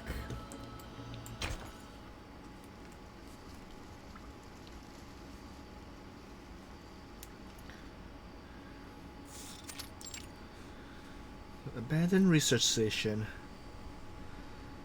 Another equally forgotten research station. Close enough, just a few stops away, yet it proves distant to put crazed dogs off their base. The windows are drafty, the power dim and dying, but at least the air carries no stench of blood or decay.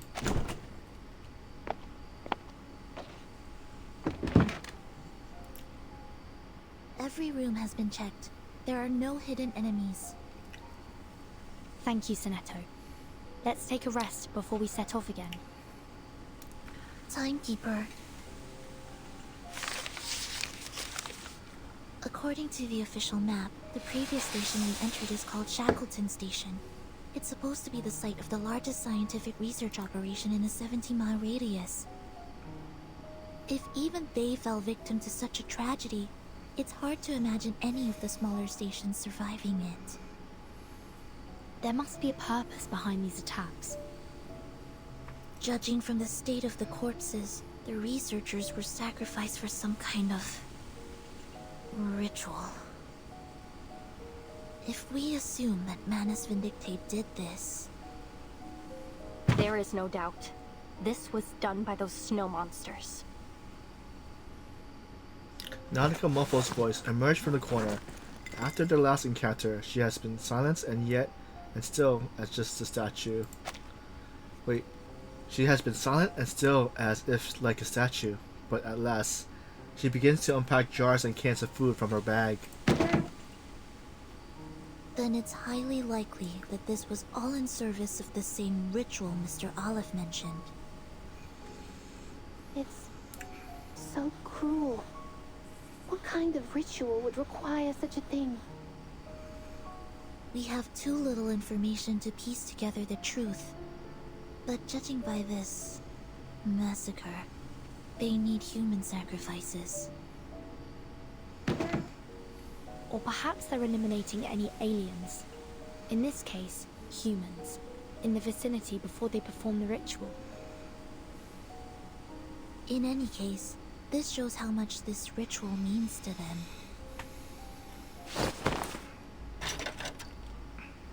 Dr. Doris. If Dr. Doris was in fact here, then we're on the right track. According to Miss Amundsen's map, we're not far at all from the central region. We must catch up with Dr. Doris before she enters Manus Vindicte territory. From the looks of the angle of the sun, we still have some time to catch up to her before it gets dark.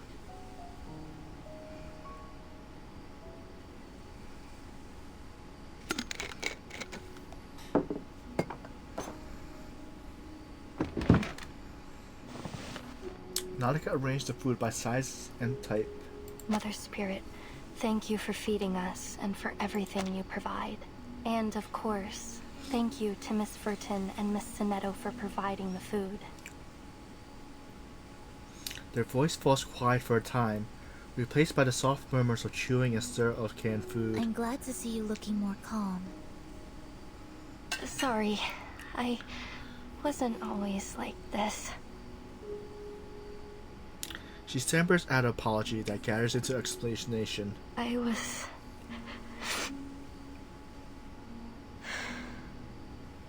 They said I was like a fearless sled dog. Don't worry. I understand. We've all gone through things that have scarred us. Now, let's see if I can pronounce it correctly. The incandescent light flickers as it's nodding in agreement. Is it to do with what we saw in Shackleton Station? She entangles her fingers with force. I know you need information, but there isn't much else I can tell you. Insanity, snow monsters, starvation, death just kept on coming. Frile told me to run, so I did.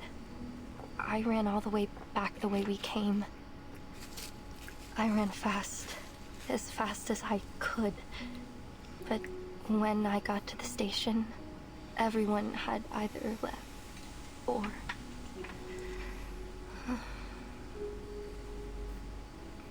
She stops, unable to continue. Words aren't necessary to piece together the rest of her story. I'm sorry. Nautica shakes her head. Meeting Soneta's gaze, she steels herself and tries again. I don't know if it's because of hyperventilation or that I hit my head, but there are some things I can't remember clearly. But that fear I felt, that fear still haunts me. I'm no longer as brave as I used to be. Miss Amundsen. Back in my hometown, you're considered brave if you can tame a reindeer. We have a racing festival every year. Whoever wins the race serves as the voice of the Mother Spirit. They hear her voice, and it beats its rhythm in praise of the sun, and the flag of our village is raised high into the sky to declare their victory. I was the best dog and reindeer trainer of my age. I always thought I would be the one to beat the drum one day. But now, even my sled dogs are gone. They were so brave to venture all the way to Antarctica with me.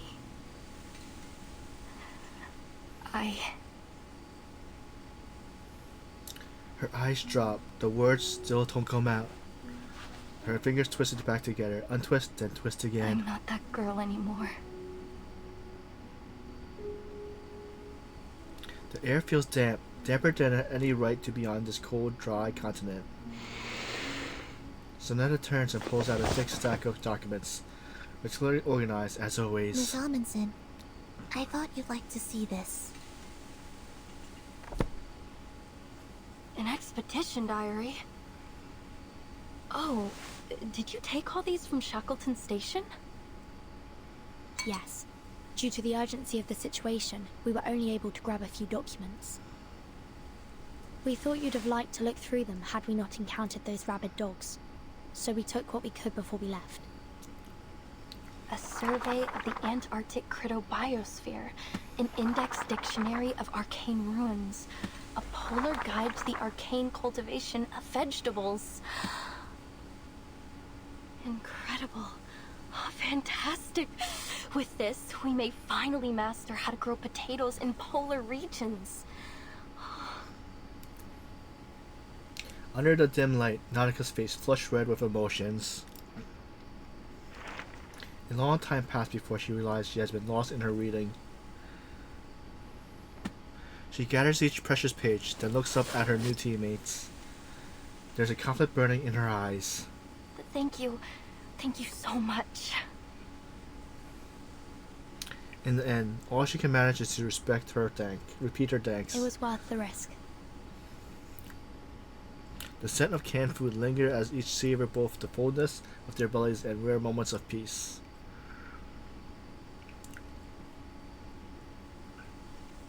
What are you looking at, Sonetto?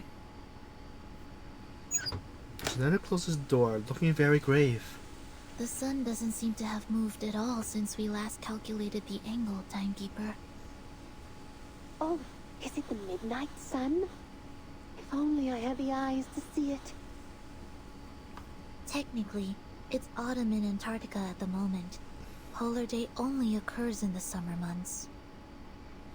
Indeed. We've seen it rise and fall several times since we left from Tierra del Fuego. And even if it were the season for Polar Day, the solar angle would still vary. Nautica breathing once again picked up speed as their analysis progresses. No, it can't be. All these abnormal phenomena. The sun standing still in the sky. That aurora in the broad daylight. What's coming?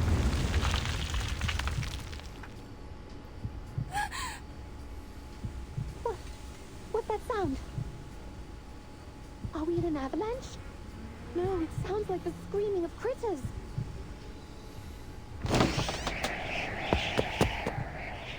Timekeeper, take a look at this.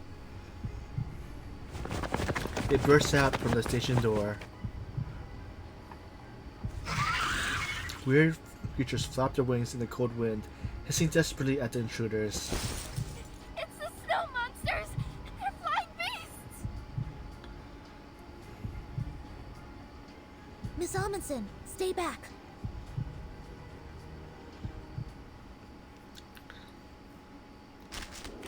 What are we fighting? So, if you guys didn't see, I got Lucy's other, her costume. Miss Timekeeper, I would like to express my gratitude towards Oh, she got some you and your Euphoria too? suitcase. It is an excellent place to recharge. Oh, I don't- can effortlessly keep my battery above 95% at all times. It has been an exceptionally restful stay.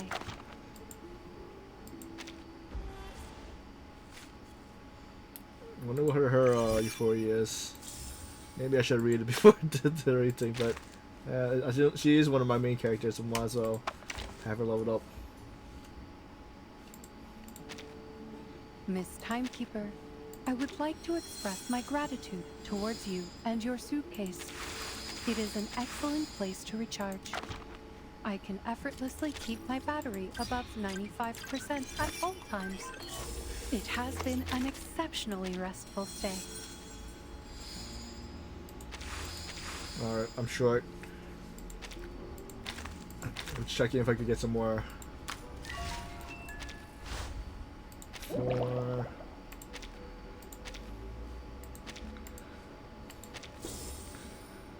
So 300, so that means I only get 2 more.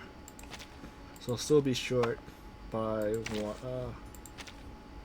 Miss Timekeeper, I would like to express my gratitude towards you and your suitcase. It is an excellent place to recharge. I can effortlessly keep my battery above 95% at all times. It has been an exceptionally restful stay.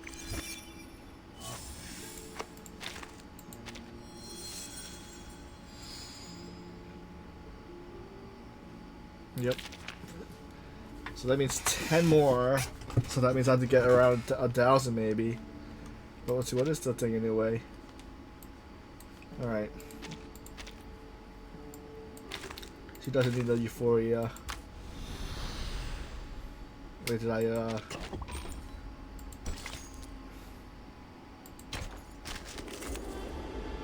Okay, yeah, straight to this cutscene. Okay, straight to the fight.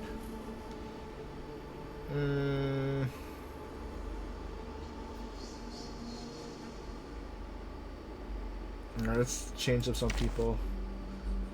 Let's put Follow me. I don't think we need healers yet. We begin with white.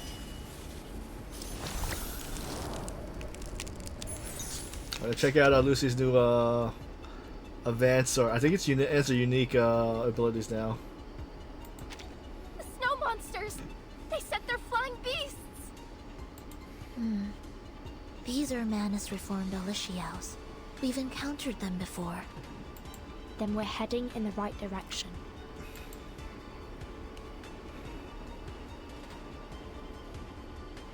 Target square confirmed. Enemy reaction predicted. Is that a fairy in the liquor? Eliminate target.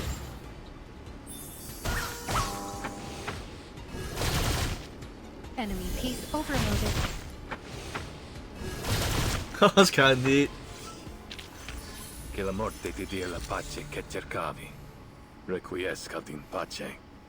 I know we weren't lucky to get the chess character in what was it? Was it Genshin, I think? I think it was Genshin, unless it was Honkai Star Rail. I forget.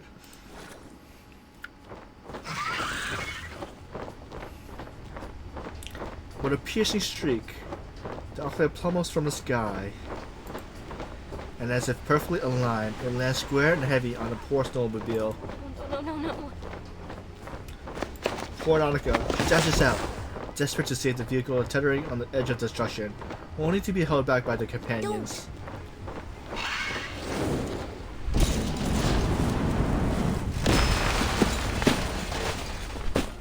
Destroyed it? How are we going to travel now? By foot? Flame shoot out first, followed by a screeching roar. Racing to its grand finale, a spectacular explosion.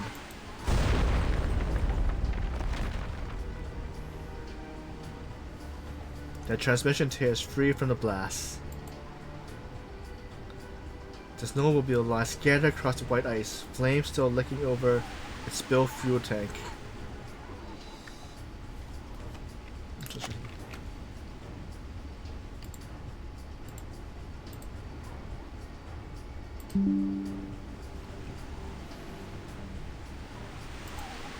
Blinded by the smoke rising from the fire, they make a glowing mass that brightens the endless daylight sky.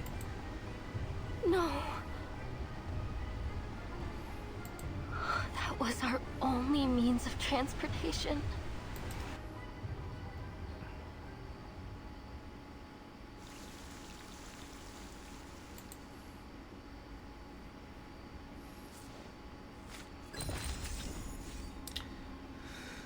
So, part 8. The worst journey in the world. We hope someone finds joy in the ride, even if it's just for a moment.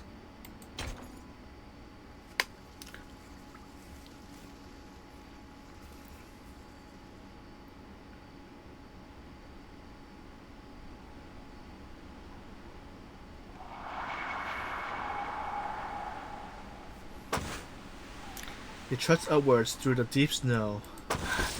Great. Mother Spirit. Almost there. Just a little farther. Unsteady and fresh snowpacks makes it nearly impossible to keep a steady footing.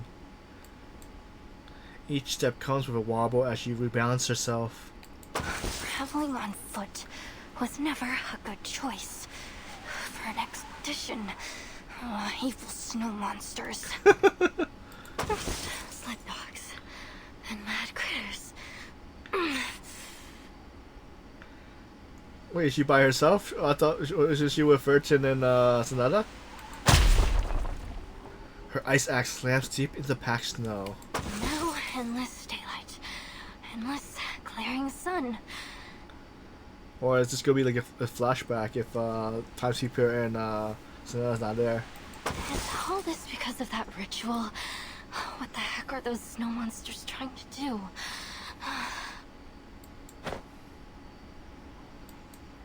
Miss Amundsen, how long until we reach the ruins?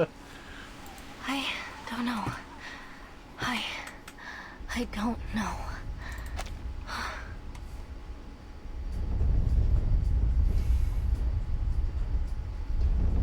Careful, something's coming. A low, thunderous rumble vibrates the ground beneath their boots. An earthquake? No, not an earthquake. Lower your body. Avalanche? Whatever you do, don't lose your footing. A black substance surging beneath the ice shatters the frozen layer, erupting a distant rage. The creeping darkness spreads downhill, fracturing the earth as it advances towards a cluster of research stations. The polar wind carries faint, helpless howls from the same sled dogs that chased them yesterday. Sled dogs. Oh, they're smart. They avoided the cracks very intelligently. Nautica murmurs under her breath, unable to hide her concern. Nautica, you're a capable reindeer and dog trainer, right? Huh? Oh, no. I really don't think that's a good idea. They tried to kill us yesterday. Her protest dies on her lips until, finally, she swallows up her remaining objection. Well, maybe I can give it a try. They might still have some sense. On hand and knees, she scrambles up the slope. But it's been a while since I last gave any orders. What if they don't listen to me? Come on, Nautica. Time to hit the drum. Her eyes widen, then she nods. You're right.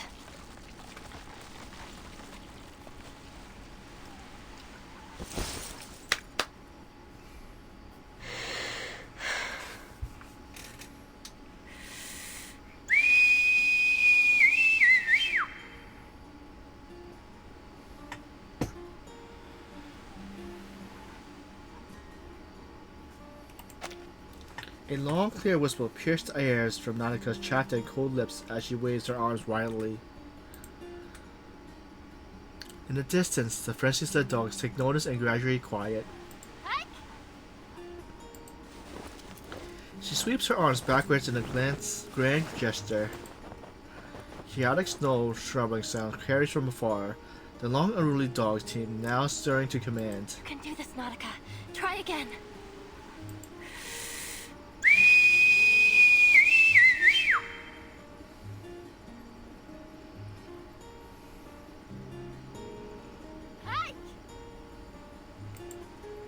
A paws hang thick in the air. The sound of barking dogs get nearer as approaching paws churn the snow into a rushing tide of powder. Easy! Nautica presses her palm downward.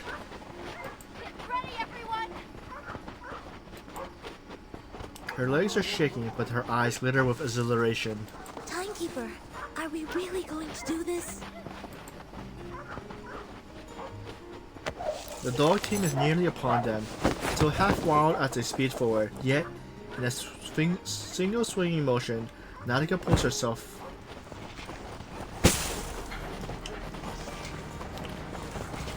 Miss Radio rustles, nearly troubled from her perch.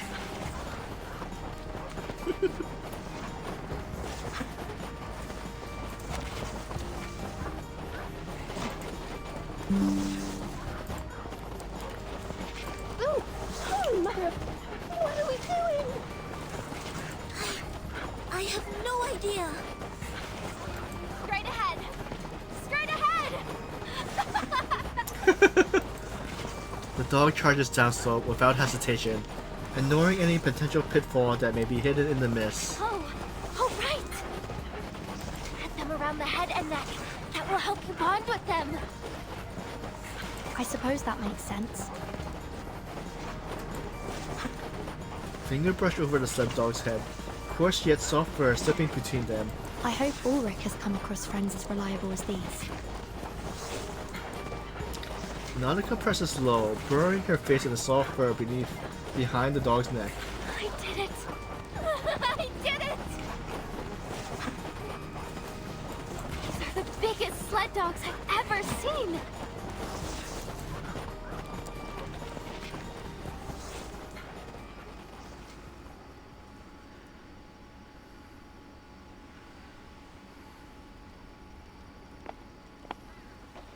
Lieutenant, we have spotted a suspicious unit. Waldera grabs the intercom and pulls it closer, listening for a message cutting through the whiteout. A schooner has come ashore due east. It appears to be alone. Team 1 and 2, come with me. Team 3, stay and keep watch.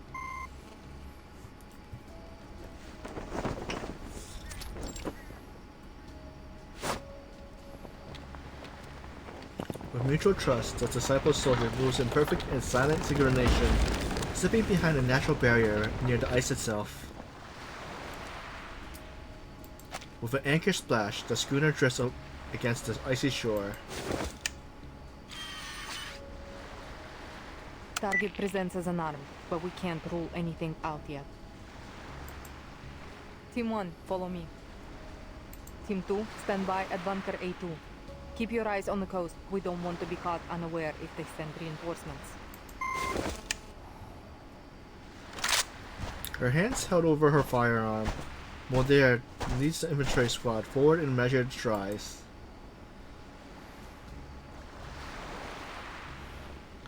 Blinded by the whiteout, the schooner passenger marches themselves off into the waiting ambush.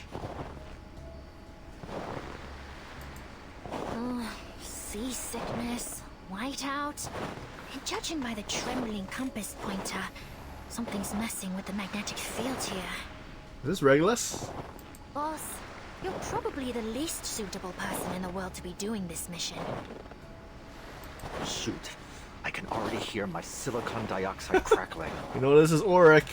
Find a windproof bunker. I need to reapply the hydrophobic and cold-resistant coatings. Now!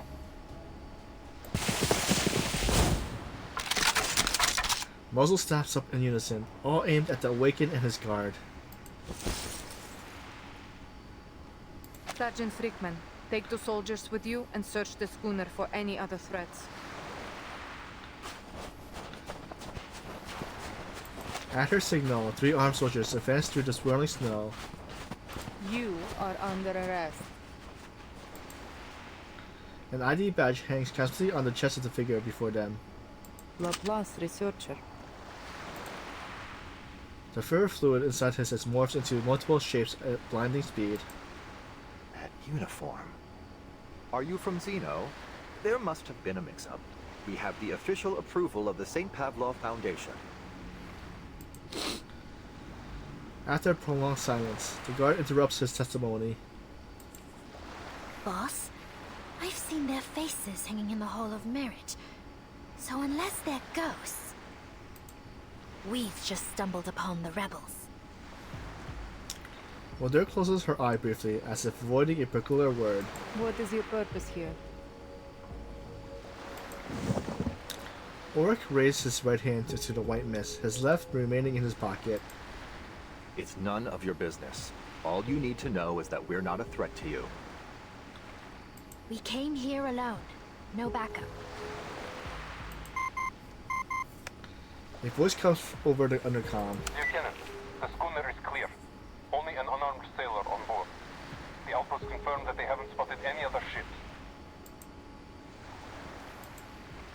Lower your gun, Lieutenant. We're not a threat. We're just here to play a tune. A poor excuse, researcher. Please head back to where you came from. Now is not the best time to play sing-song in Antarctica. I'm not leaving. The awakened raised his left hand, a grenade gripped within it, the pin ready loose. The pressure on his fingers on the lever, all to stand between the striker and the fuse. Fall back! Waldor barks her squad back and advances alone, her firearm held high and steady. Calm down, sir. You're a researcher. Perhaps you should stick to the pursuit of knowledge and leave the explosives handling to me.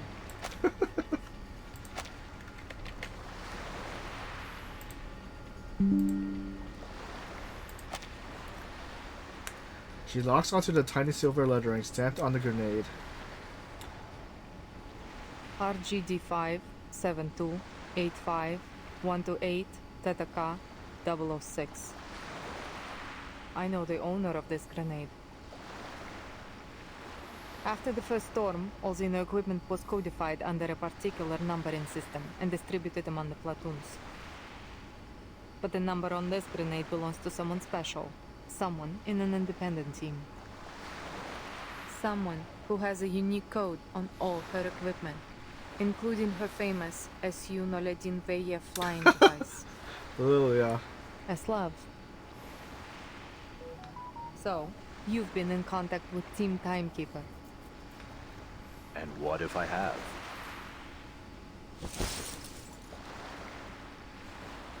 From the swirling pace of the fur fluid, it's clear he's taking the question badly. So the weapon that was supposed to protect me is the very thing that gave me away. How ironic.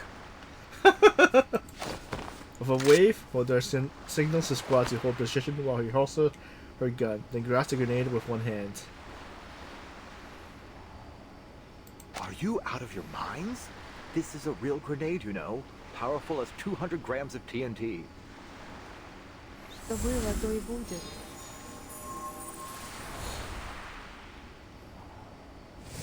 The pin whisked back into place. The spring retracted. Everything resets to its factory new state. Your arcane skill. She offers no explanation as she bursts the now harmless grenade from the Orc script. For the last time, what is your purpose here? So wait, is her power to like rewind time? Is it about the Timekeeper? About Verden?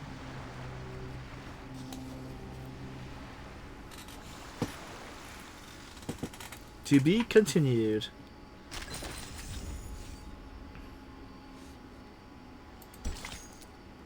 Stage 9. The Fool and the High Priestess. The introspective wields the blade of defiance, while the defendant feels herself in introspection.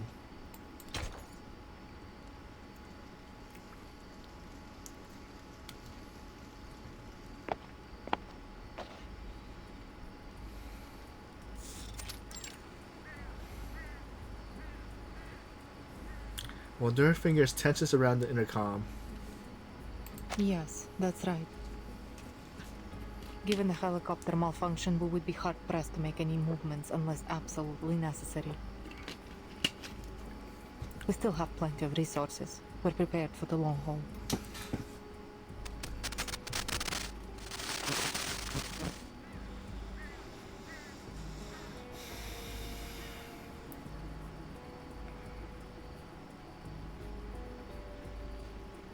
No Foundation armed forces have yet appeared. I suspect the King George V coast is not their first landing choice. Victoria Land. Isn't that near? Her inquiry is cut short. Yes, understood. We are on high alert. No suspect will be spared. Mulder puts away the communicator.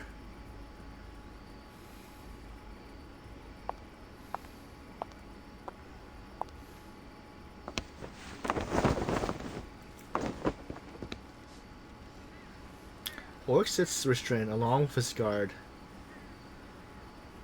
All that chatter, yet you didn't report the thing most worthy of reporting. Am I so trustworthy? You are disarmed with no locator and no backup. It would be redundant to report you. There's no need to disturb Father with such things. Redundant, useless information, like the hundreds of millions of possible combinations of the Enigma machine that are discarded once the code is deciphered. Anyway, are you certain there's no room for a deal? He raises his handcuffed hand. A bullet is loaded. That single action makes it clear who holds authority in this camp. No deals for captives. Oric paused, though not entirely too long. A soldier's loyalty should be unwavering, no? Then why did you turn to Manus Vindictae? The shadow of distant clouds cascade down the mountain, bringing a rush of chill air as it frees both time and space. It's none of your business. Touché. Did the other soldiers agree with this decision? No need to tell me. Your silence is answer enough. Rourke lays his tone with sarcasm. Those who were loyal to you stayed, and those who weren't were exiled. While I'm sure you have a trustworthy team, you must have suffered a significant loss to your manpower.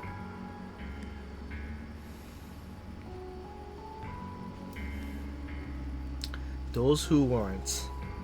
Mulder takes out her communicator. So you're here to listen to music, huh? My father would appreciate this record. Given this is the only thing with you besides your expedition gear, it must have something to do with your purpose here.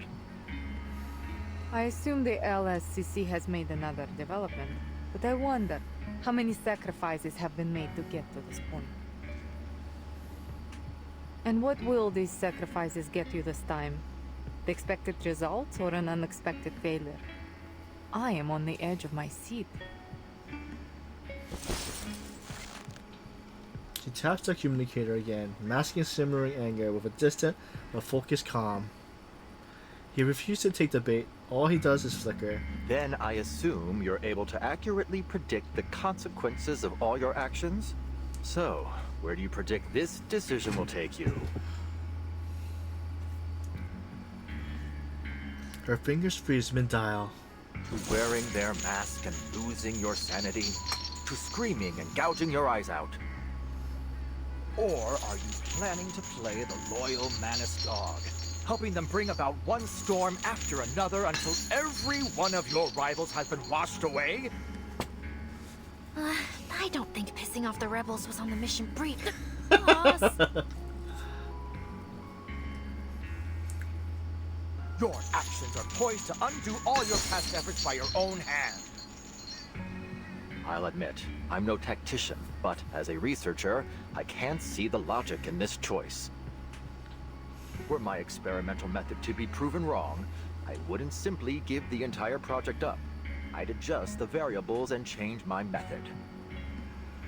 As a new Laplace member said, there are no wrong projects, only rules that have not yet been made reproducible. Every researcher will inevitably experience many failures. We just brush ourselves off and get back on our feet. Or are you hiding behind your military orders to absolve yourself from making decisions? Is that why you're hiding here on this coast right now? Well, guess that ship has sailed. Wonder if she's a playable character. Medora turns towards the coast.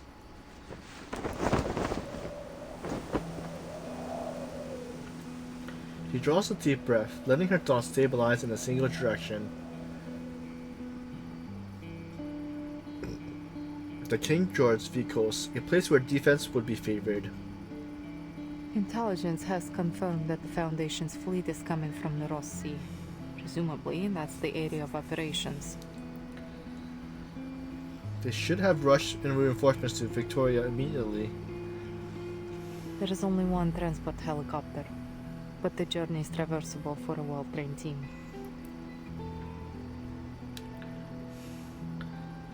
But Father never gave that order.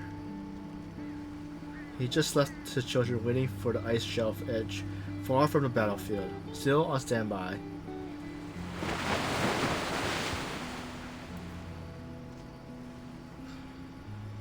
It looks like this mission is a great big fail. Least we can have one last chocolate MRE before we're toast. Do you want a piece, boss? Thank you. But chewing isn't in my repertoire. It doesn't matter how ready to eat the meal is.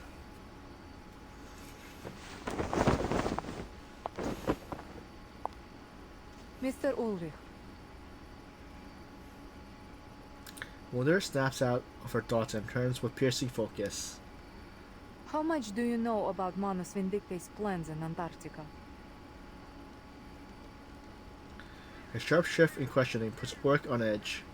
No deal made, and you still want some info. Is this how Xeno trains its soldiers? She looks away deliberately. Honestly, I've never been much of an interrogator. But before I pour you into Terra Nova Bay, I have to know who or what is behind your mission here. Wait, what? The fear for flickers, circuits crackling inside. The situation appears hopeless. Sergeant Whitegloves, Sergeant Friedman. At Moldur's call, two sergeants flanks her on either sides. Take him back to the old building in the station. That will be a more suitable location for interrogation. She signals with two fingers, and the sergeant sees Burke by the arms, dragging him in a way. Wait. You don't know what you're doing. You're making a huge mistake. There's no response nor reaction.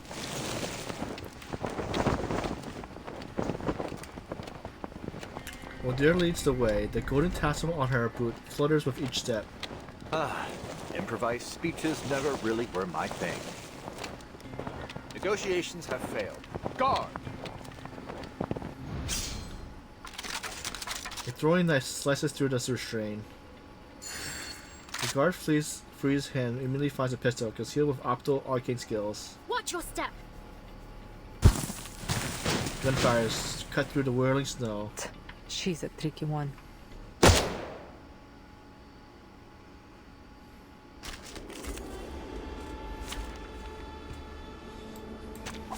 We begin with white.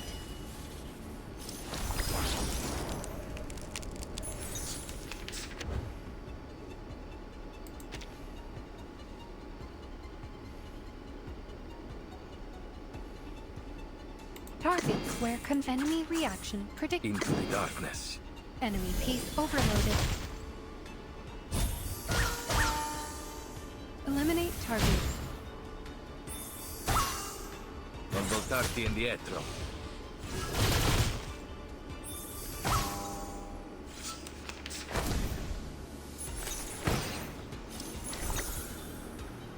Targets where confirmed enemy reaction predicted. A pot of liquor amidst We the have flowers. taken a strong position.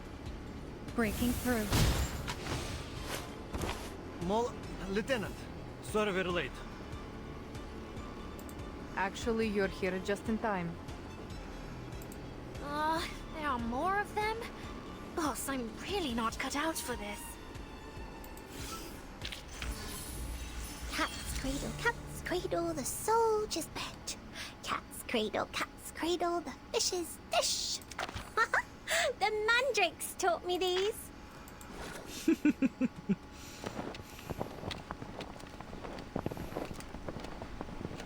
The captain shrugs onwards, leaving uneven footprints in the snow. Ahead, Modor watches with her head high, her gaze fixed forward. Boss, the situation's critical. Do I have your permission to use? The whistle drifts up with the wind. So close to death, yet you're still in the mood for chit-chat. The guard flicks the intercom on her chest. This emergency intercom has a direct line to our commander-in-chief. If I press this button, our mission will fail. But it'll also send our coordinates to him. And we both know what'll happen after that. Modor shows no trace of concern. She doesn't even turn back. What are you waiting for then? Press it. We're ready.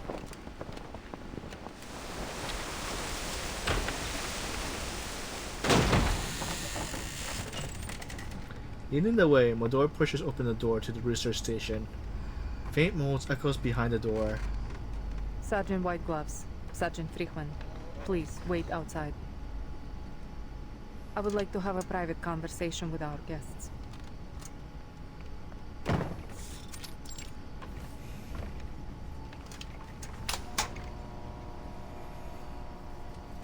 With the click of the age switch, dim lights flickers on one by one.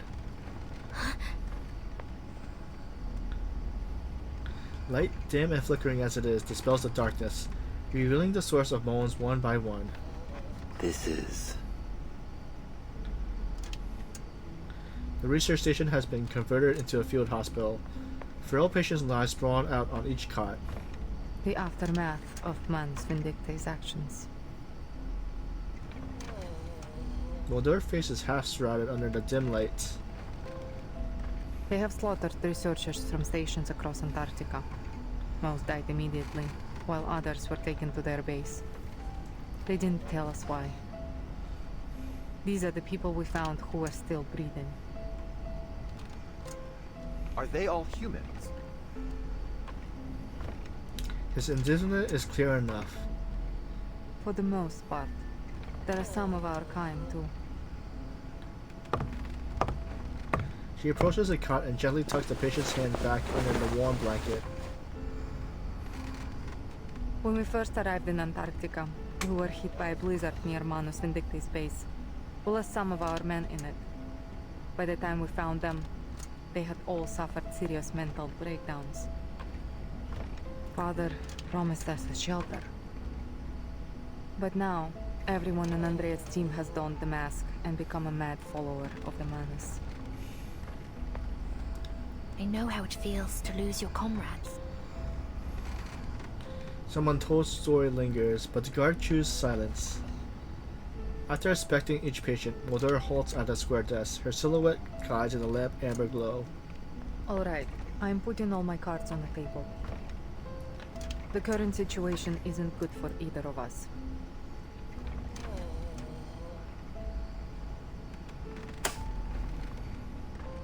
We need to trade information if we want to stay in the game.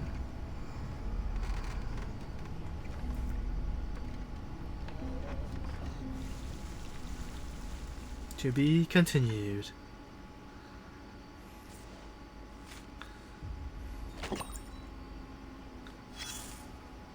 Turn away. Cover your nose. Better not look at this scene unless you're mentally prepared. What a mess. Surely the work of amateurs.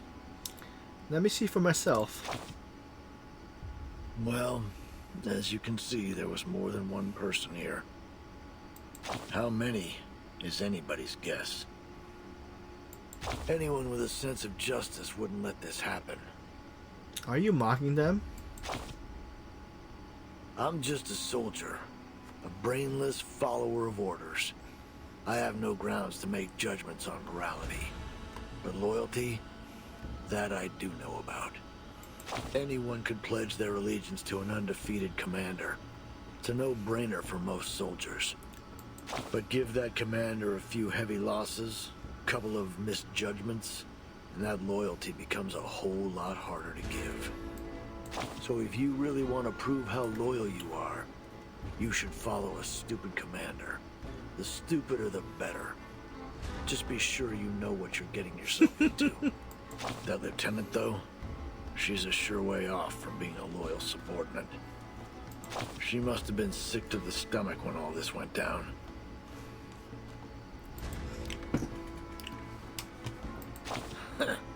Just a kid.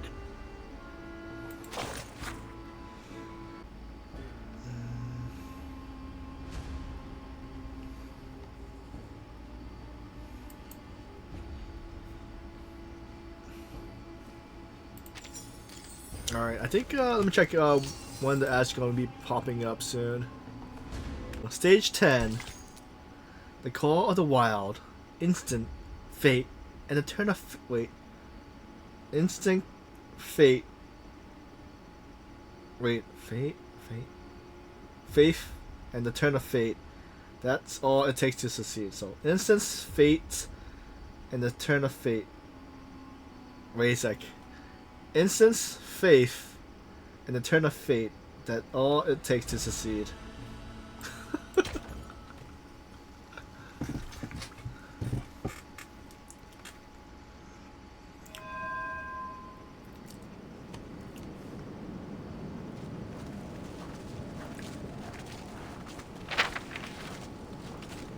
That's odd.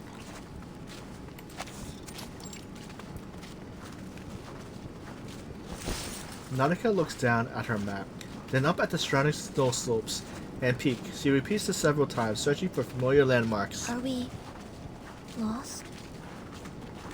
My team reached the outer perimeter of the ruins twice. The entrance should be right around here. He rubs her gloved hand together, the fabric rustling closely. Sorry, Merton. The terrain here is nothing like I remember. Just so you know, I've lost all radio reception from the Foundation. No signal, no landmarks, no working compass, and the terrain doesn't match what's on the map. What should we do now, Timekeeper?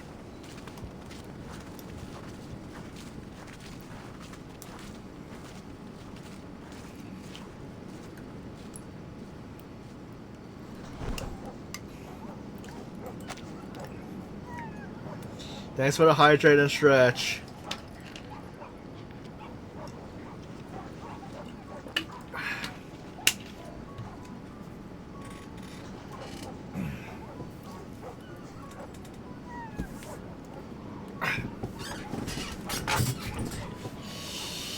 Alright, thanks for the stretch and posture check. They're energetic sleigh dogs. After a brief rest in the snow, start chasing each other's tail.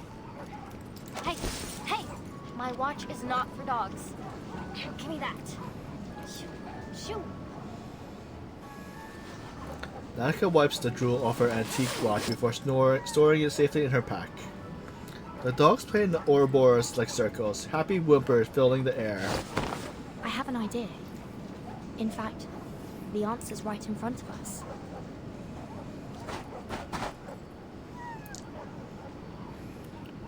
Shh. Watch. Dr. Doris's stethoscope. Huh, you're right. It's been staring us right in the face. We're gonna get the smell of it. The sled dogs are canines after all. They should have a sensitive sense of smell. Yes, if we give them a moment to smell the stethoscope, they may be able to track down the scent left on it. Let's hope it works. The lead dog releases his companion's nagging tail and lowers his snout to sniff the stethoscope.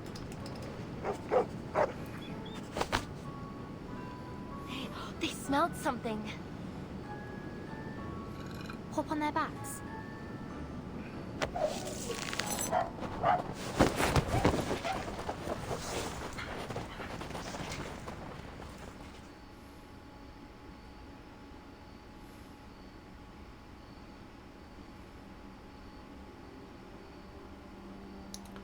The daylight that shines on the hinterland stretches into eternity.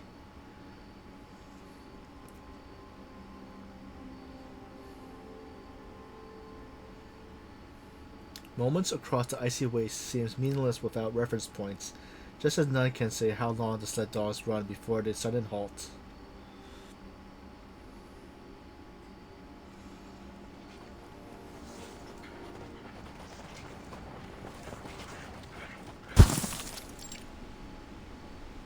At the stone labyrinth. Made it. This is where my team went before. She pulls the harness and the sled dogs obey in steady and content stop. The guide appears, then fades from human sight. If the devoted journey, let their songs unite. Matu was right. The Mother Spirit was right. Oh, it was the right decision to join you. The companions pass the dog as they dismount. Where are we? A labyrinth in a valley? Relay believed that these were the only outskirts of the site. She said that if we pass through the valley, we might even find the real ruins of a temple, or a city even. Look at this stone wall. There are excavation marks on it. We ran into an abnormal whiteout last time. It was too dense. We couldn't make out any details. She sprints to the nearest rock face. Crouch strips off a glove and presses her warm palm against the frozen stone. I've never seen this kind of rock before. Is it some kind of fossil? It's Toliitic basalt. It forms at mid-ocean ridges, down at the bottom of the sea. Look at the geometric pores and the golden mineral veins.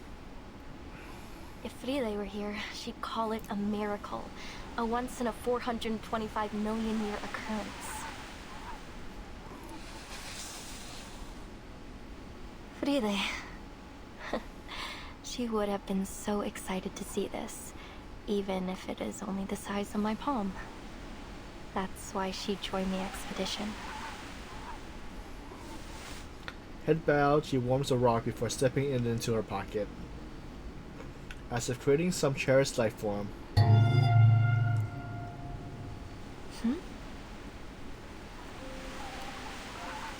A faint tremor, an arcane fluctuation dissolve in flying snow petals.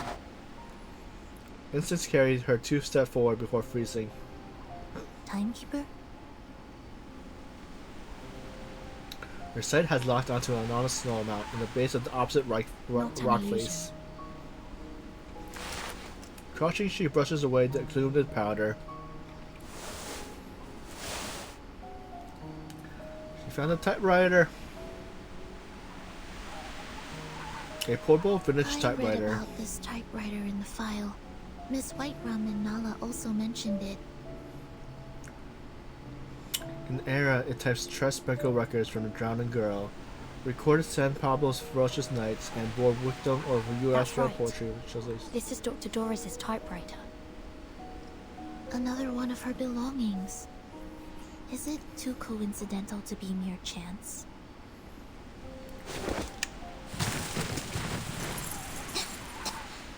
What's this all over it? Scale powder?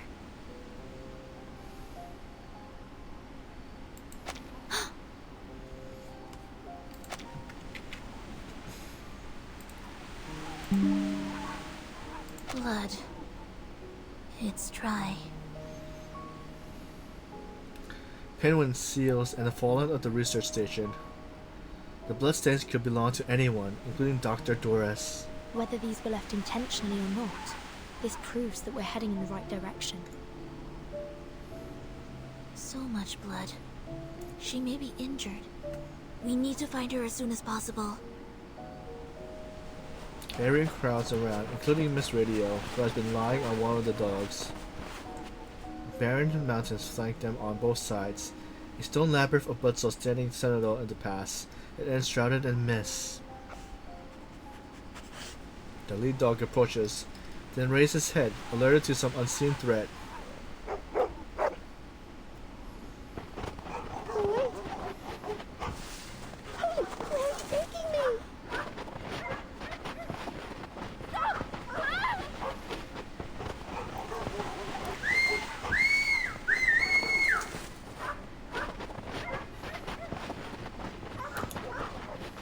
What's the fright? The pulse churned the soft snow, drowning out the whistle command meant for the loyal friends. The sinister dog charges into the labyrinth, carrying the helpless Miss Radio with them, and soon disappears from view. They're gone. What do we do now? Think positively. Perhaps they'll just get there before us. Let's go after them.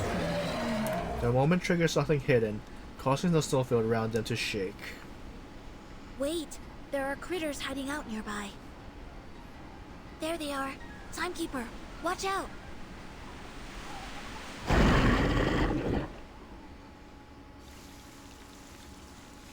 To be continued.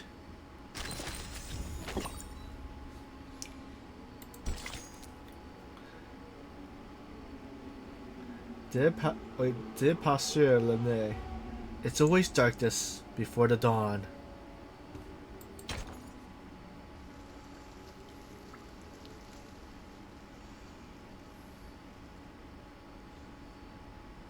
So what is the meaning?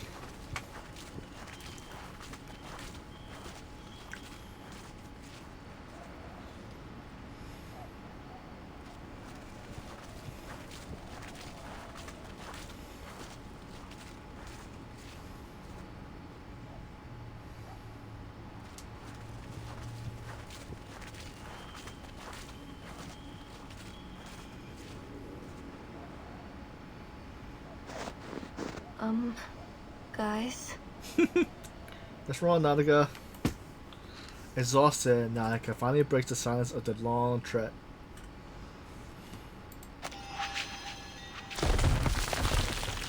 The chief assistant waves her glass sphere, inscribing in tiny to its left are 5 preceding number in solemn Nautica. sequence.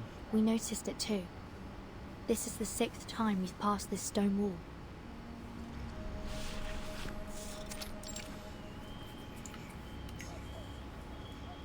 It might even be more than the 6th time. We walked for 15 minutes before we realized we were going in circles.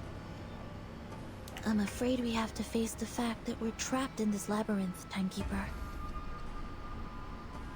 Just like in the legends.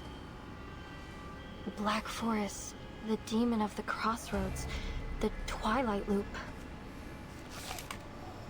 Well, wait, Miss Amundsen. We need to think dialectically. Let's not jump straight to evil spirits. It could be the result of some kind of arcane skill. I had the same thought, but I don't sense any arcane fluctuations around here. That said, Miss Radio and the sled dogs couldn't just vanish into thin air. There must be a hidden exit, or something else at play here. Nautica slumps back and forth, soft stone rustling under her feet. Let me give it a try. I may not be an Arcanist, but we human explorers have our ways. She begins rummaging through the mountain of gear, searching for a vital tool. The mechanical gear turns dutifully as just a half a century ago on the same frozen ground. My grandfather taught me how to tell the directions using a watch in the position of the sun. I have his watch right here.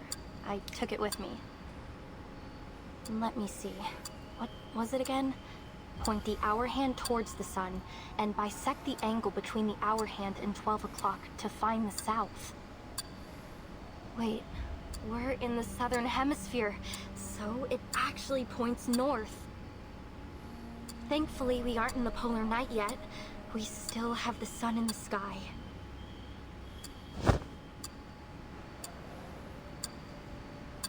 Her excitement soon falls into silence. Nautica shakes her head and curls up, giving the appearance of a startled armadillo.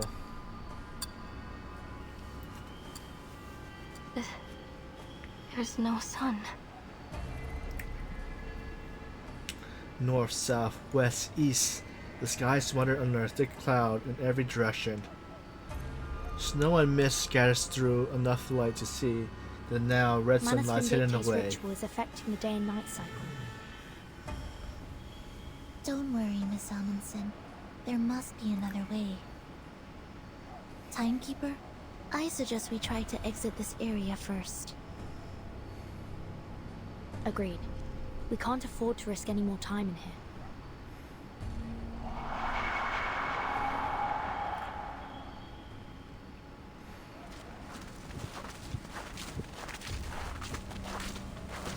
Two.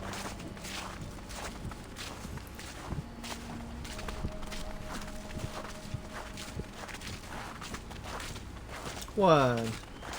So are they at the entrance now, or soon to be the entrance?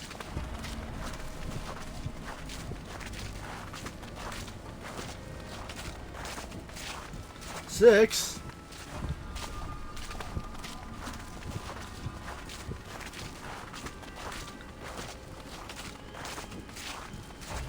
Well, we back.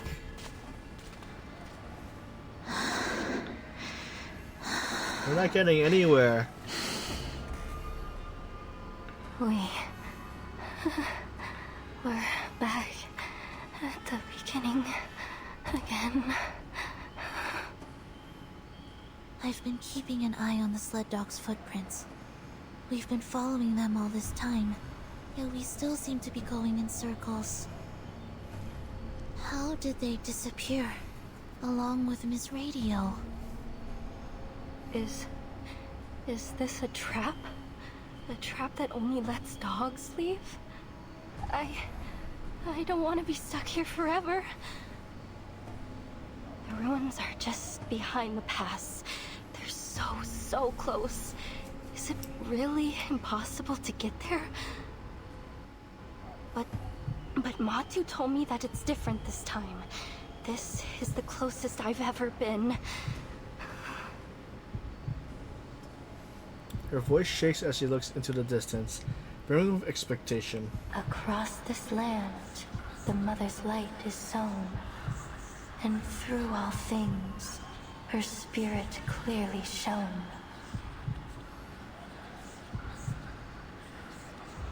This is what I came for.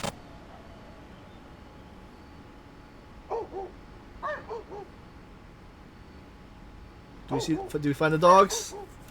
Faint barking drifts out from the labyrinth's end, distorted by distance. It ought to be less than a mile away, but seems now to extend to an imaginary vast space, distorted by a labyrinth's power. The sled dogs followed Dr. Doris' scent from the typewriter. That's right. And the direction of their barking is consistent.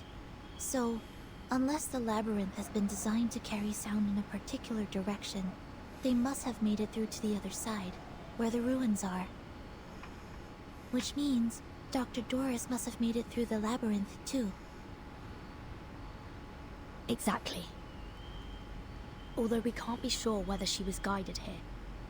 Let's assume that she was alone.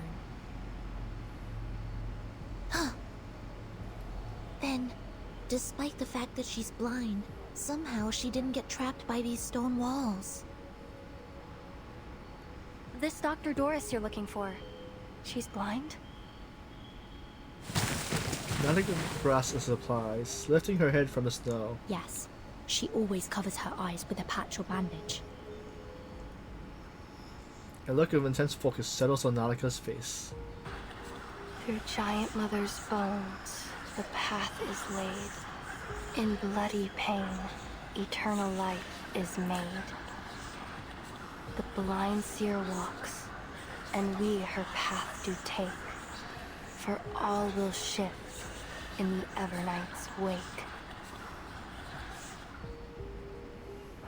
Are those proverbs from the legend of the Mother Spirit?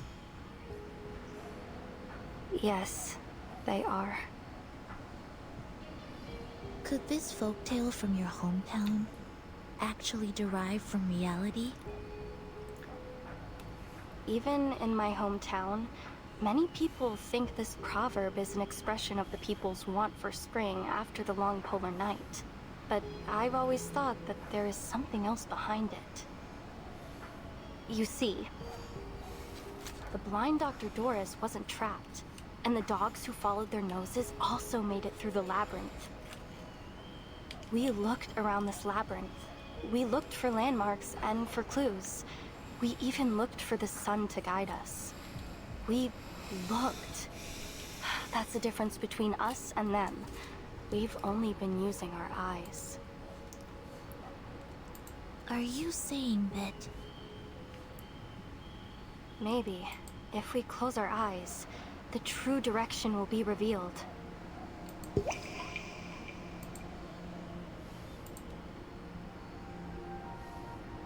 Close your eyes, Vertin. 37. Only when your eyes are closed will your mind open up.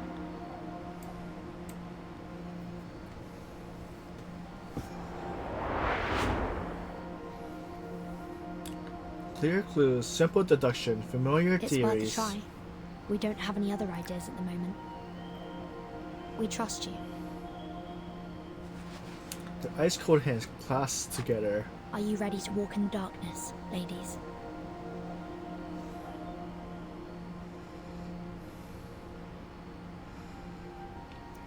She closes her eyes.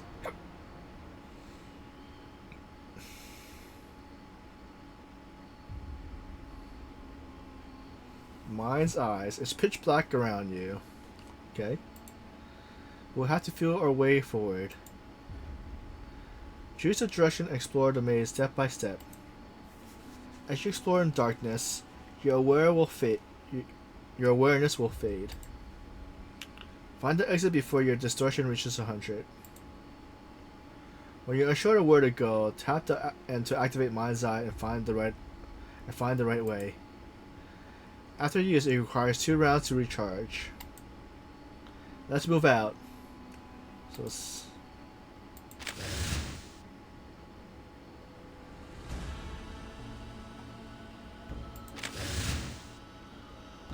Ever heard of the left hand maze rule?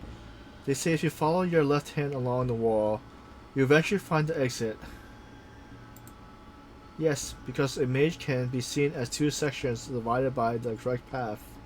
Follow the edge of one and you eventually reach the exit. That makes sense. Why don't we give it a try? Ah, my girl's stuck to the rock.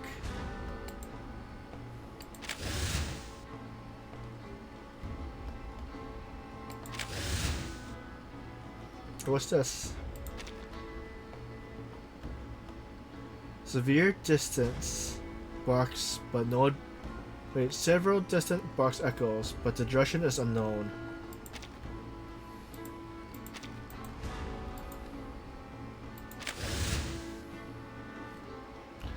A path shaped by what I known.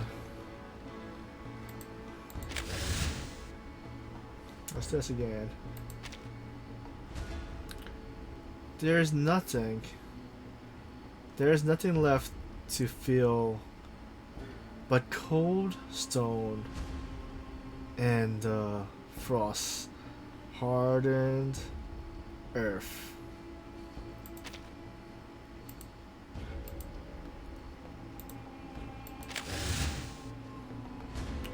Well, Virgin, I got an idea. What if we try climbing the rock face? I could find us at the exit, but it's also risky. Actually, I was quite experienced of hopping over walls. Though, I'm not sure snow-covered rocks are easy to vault as new fences.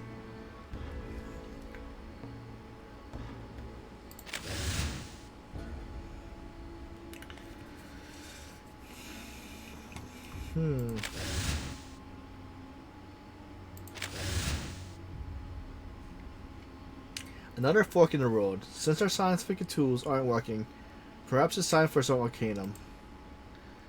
A pair of dividing rods or a pendulum would help, but unfortunately our supplies are limited. All we got is the golden fleece, the Ujo board, and some instants. Wait, the Ujo board? Can we try contacting the dead? Maybe there's a friendly soul nearby who will show us the way. If they knew the way out, would they still be wandering around here as ghosts?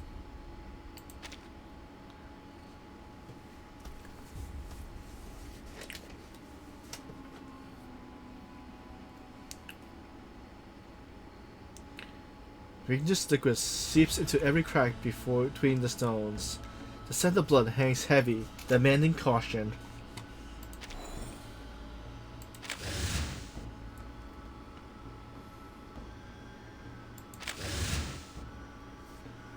There are some uneven imprints here.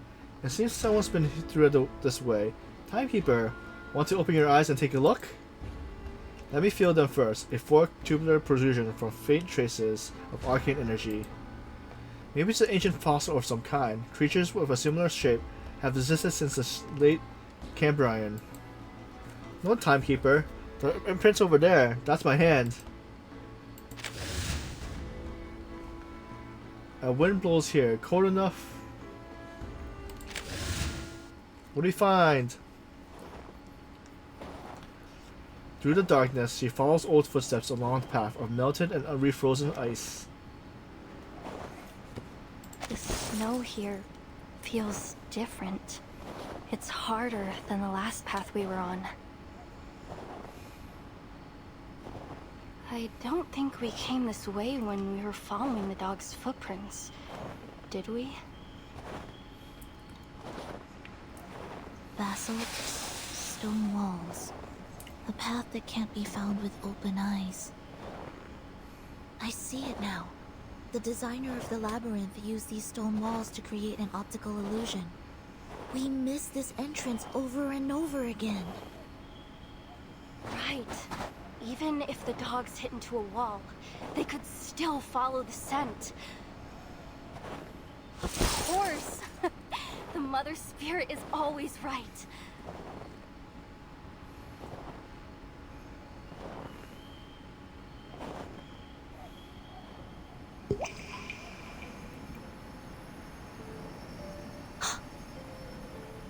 I think I see her. What do you see, Vertin? No. No. It's gone.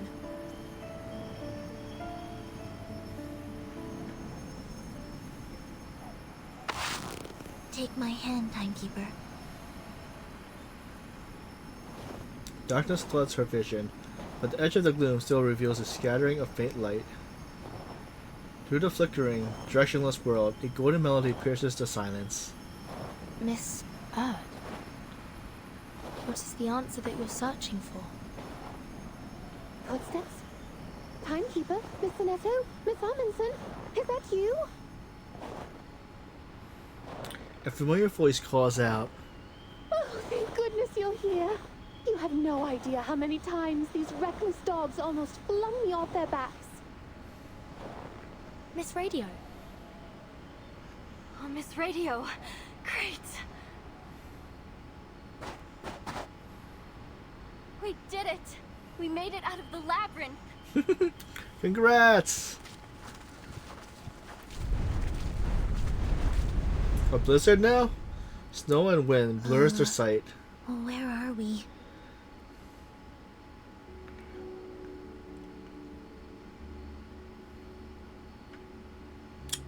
The wilderness lies silent.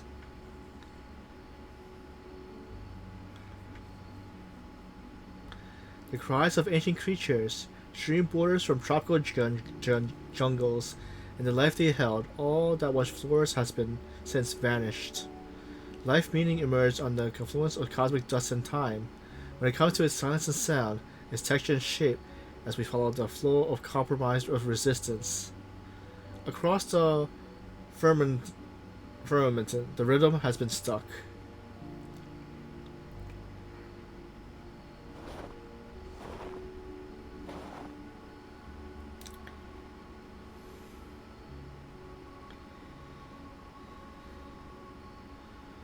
Her initial assignment dulls in a daze. She stands frozen, unable to look away.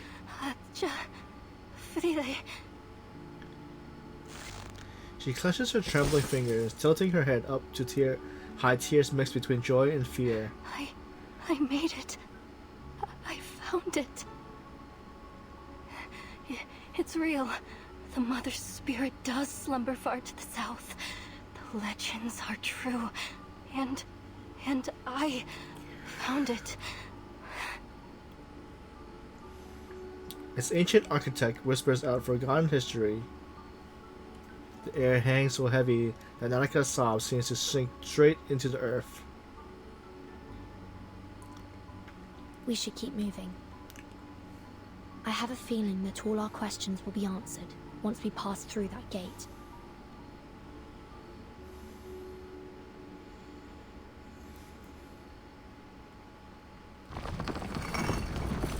The unsteady snow, cold light bounces between the walls until the heavy door swallows the last glimmer. The Colossus frozen in the sky that gazed down upon all visitors.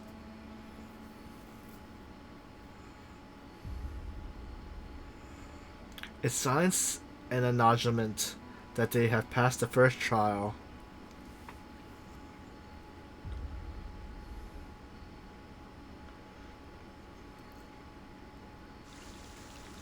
To be continued.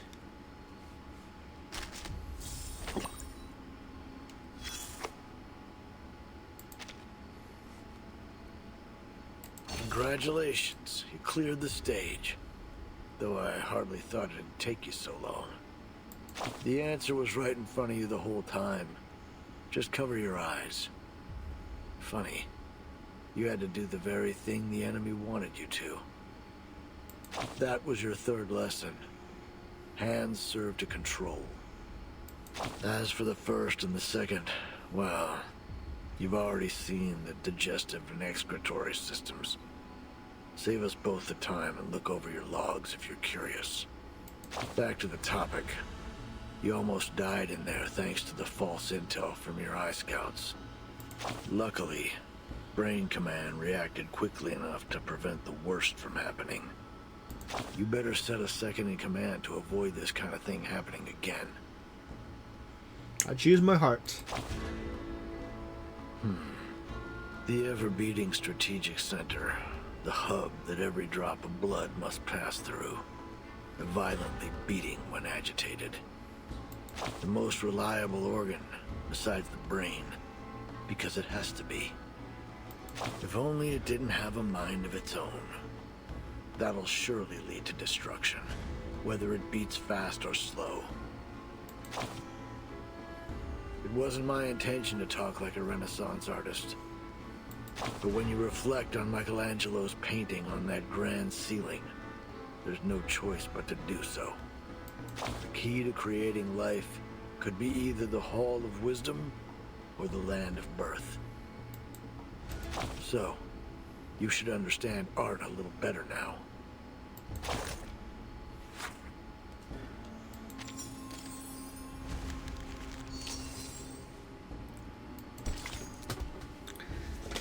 Stage 12. Just another Laplace experiment.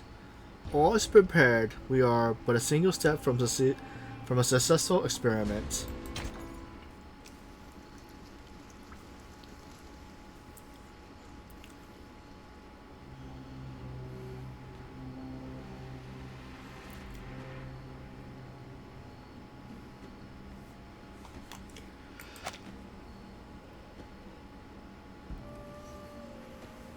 There was a savior, rarer than radium, commoner than water, crueler than truth.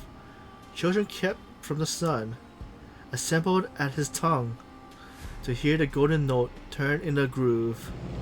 Prisoners of wishes locked their eyes, in the jail and studies of their keyless smiles. Dylan Thomas.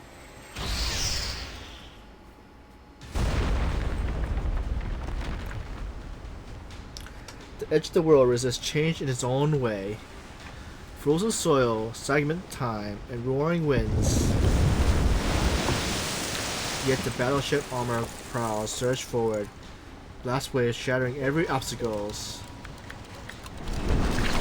Magnus crimsons beneath the sea, staining the thick ice crimson. No solar contact.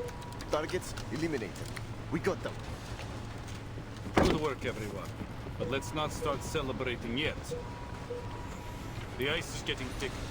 We are entering an ice zone. Notify all bridge personnel to reduce speed. Engineer, what's the damage report? The Magnus hit our port side propeller. We're down to about 20% thrust on the steering, sir.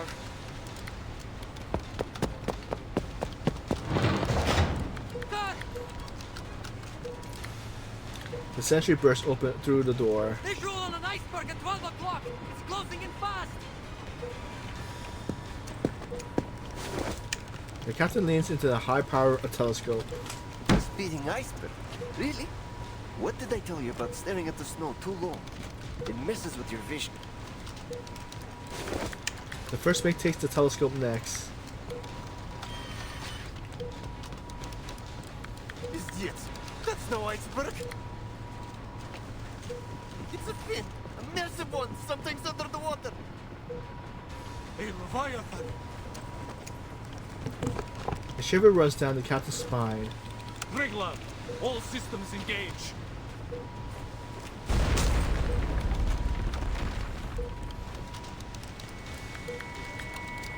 Wrecking targeting system were wild, alive. At the bottom of the battleship takes the first brutal hit. Report your status. Water in main battery magazine. All watertight compartments are under pressure. Captain, we're going down. Understood. Flames erupt across the nearby sea as the frigate tool tank ignites in the blast. For all these years, we have fought side by side with Triglav and the three frigates. Not once have these old girls let us down. The menace must be desperate to stop our landing. Sending a Leviathan after us of all things. The captain stares out at the colossus creature as it looms closer and closer. His piercing shriek tears through the air as it prelude to another charge. The Foundation will not be stopped at the Ross Sea. The captain presses the communicator on his chest. Triglav to operations. Initiating detonation of the onboard array.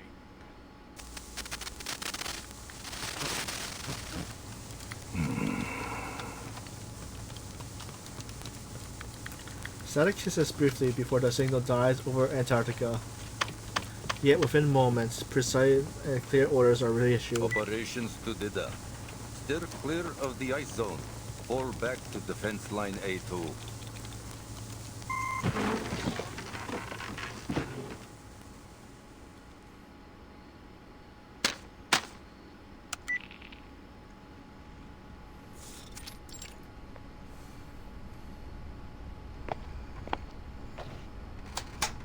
You made your way here, through the Ross Sea.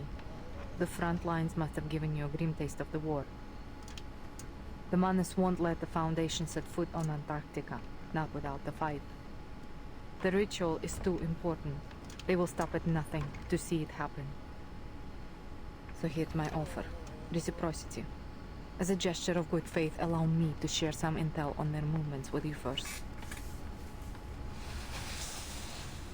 There's a ruin of an ancient city deep in the heart of Antarctica. That is where the ritual will be held. A ruin? Here? Against that mountain, yes. But it isn't just any ruin. It's Manus Vindictae's stronghold. Rituals, preparations, high-level meetings. That is where they all happen. In order to secure the continent, they have fortified the coastlines, covering every possible landing point. The Order of Enlightenment is stationed at King Edward VII Peninsula.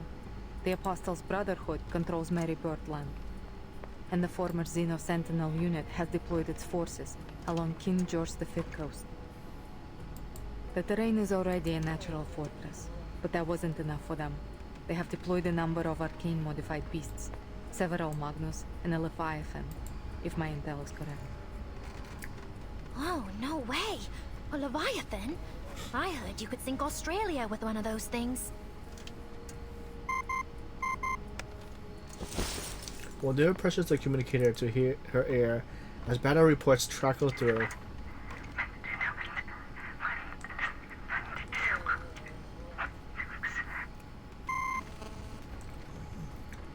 Not anymore.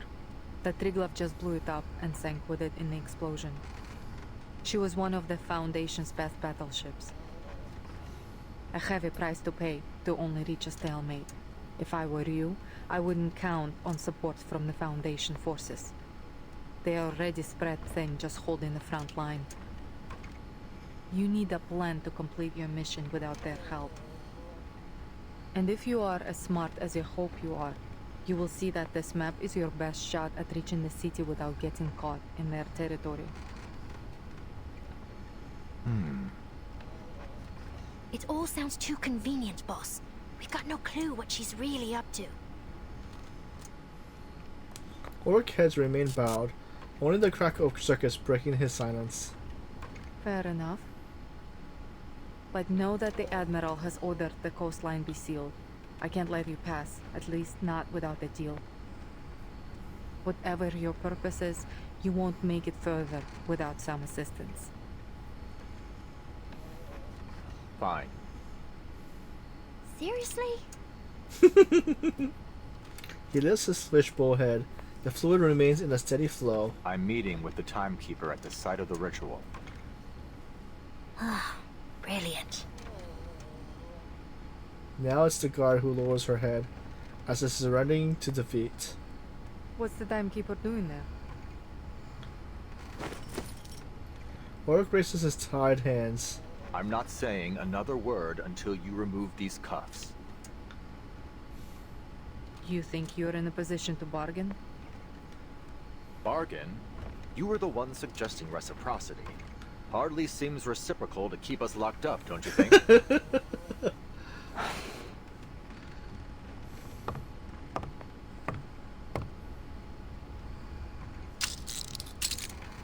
The key clicks in the handcuff's lock.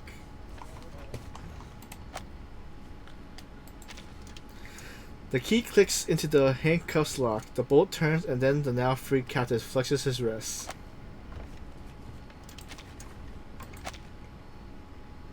We really are here because of a song. The record is the key to everything.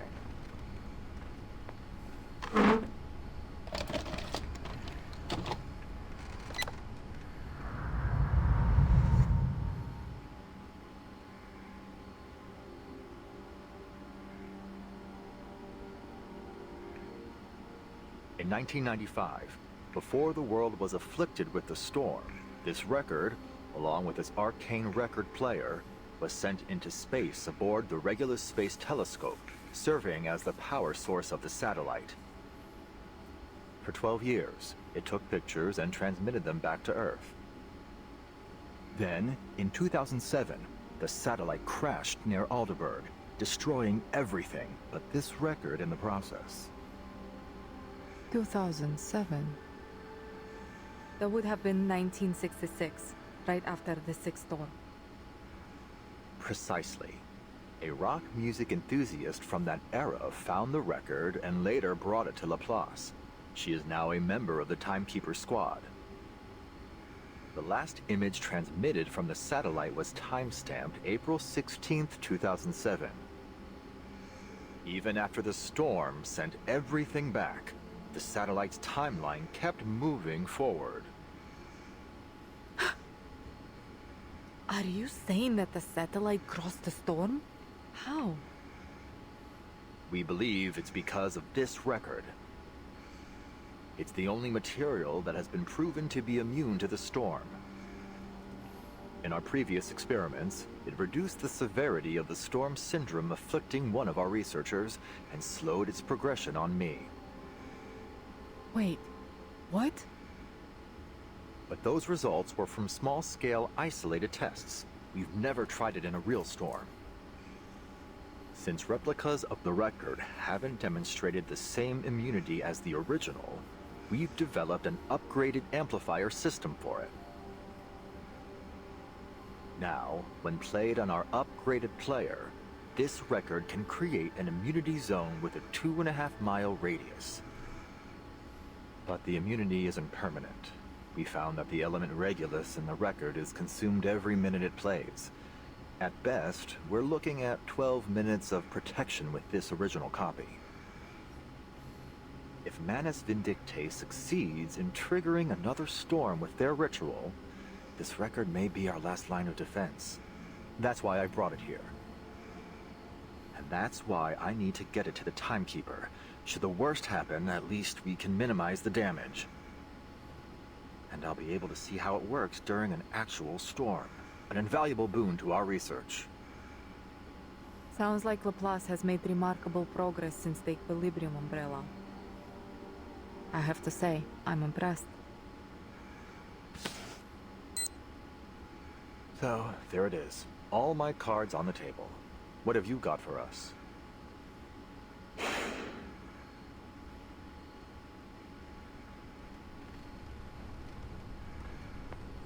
The actual location of the ritual is in a sanctuary hidden in the heart of that mountain behind the city ruins. First a city, now a sanctuary. Boss, she's got to be messing with us. I am telling the truth. There is a tunnel in the city that leads into the mountain. Only the chosen are allowed through. And you can bet that the tunnel will be heavily guarded. Mulder turns aside, processing the information absorbed from Ulrich. 2.5 miles of immunity, you said? That's right. I'll need to know the size of the city and the length of the tunnel to figure out the best placement for the record. I have an idea. The mountain's interior is hollow. The sanctuary sits right in the heart of it. It used to be an active volcano, but it hasn't erupted for centuries.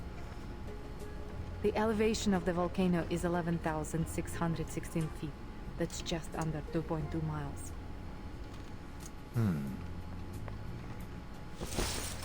Ulrich exchanged a glance with the guard beside him. Boss, it's not exactly easy to tell what you're thinking, you know. Surely you're not taking her seriously, are you?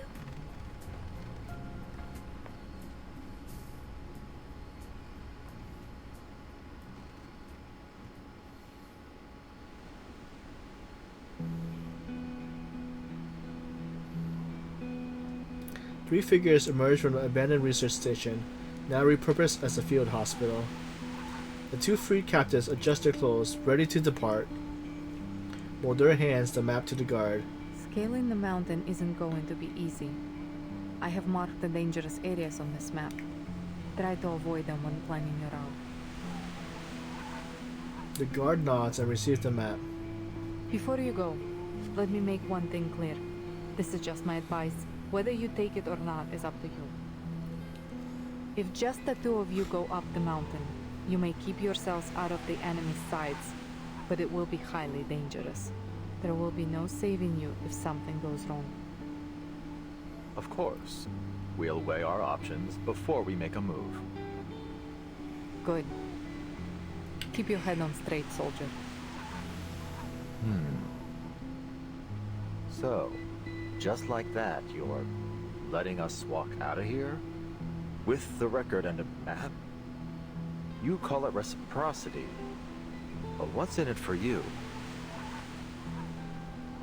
It may have just been the wind or a trick of the eye, but for a moment, Mulder seems to smile. Arcana's death hasn't weakened Manus Vindicte. In fact, they have kept the Foundation very busy, taking different names and causing chaos around the world. They rallied their followers, journeyed across the globe, and set the stage for their ritual on this barren land. And all right under everybody's noses. They planned every step, but you just barged in here with nothing but a record and an idea. If you were my soldiers, I would have thrown you out of my camp by now. That said, he returns the record to its rightful owner of a silent I would gesture. rather see the storm end than see you fail. Ulrich accepts the record in turn. Well then, thank you for your help. After a final handshake, Ulrich turns towards the snowfield with his guard. A few steps later, he looks back. Why don't you come with us? Me? Look, we may be rushing in there like a couple of idiots, but if this works, if it really stops whatever scheme the Manus are brewing, don't you want to see it for yourself? It doesn't matter what I want. I have orders. His favorite fluid flickers a few times before he walks into the gathering powder snow without another word.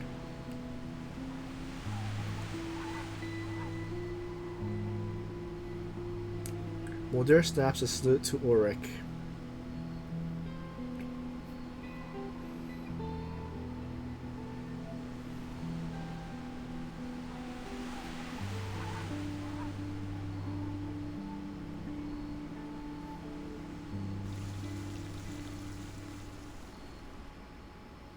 To be continued.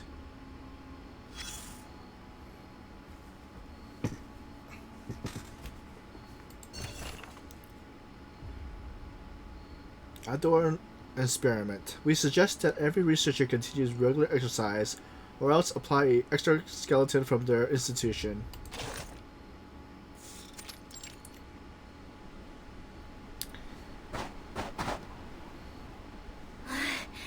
Oh, I knew this wouldn't exactly be a Sunday stroll.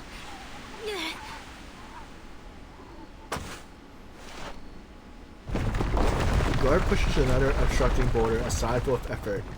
But I didn't think we'd literally be carving our own trail through the wilderness.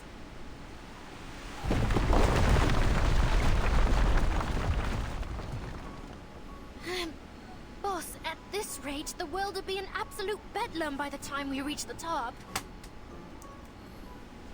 Hold on. Let me check the map the lieutenant gave me. Lieutenant Mordier. As grateful as I am that she set us free, which I absolutely am, I have to say, this isn't exactly the type of freedom I imagined. There's a rustling sound. Who's there? The guards fumble for a gun, only to smash her elbow against the very boulder she just moved. Ouch! Several critter-like creatures burst forth from the snow. Pinwins!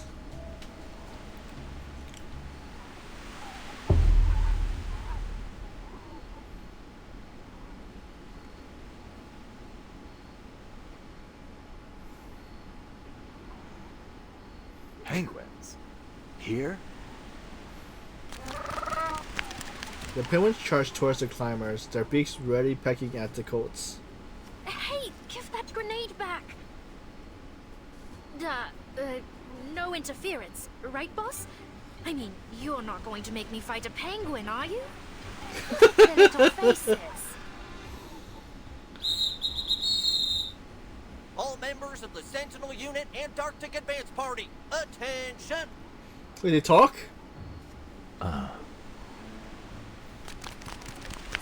The penguins wobble into a perfectly aligned row, like well-trained circus performers, or perhaps even soldiers. Alrighty, let's see what we got here. Rookie guard, check. Awakened researcher with a fish tank for a head, check.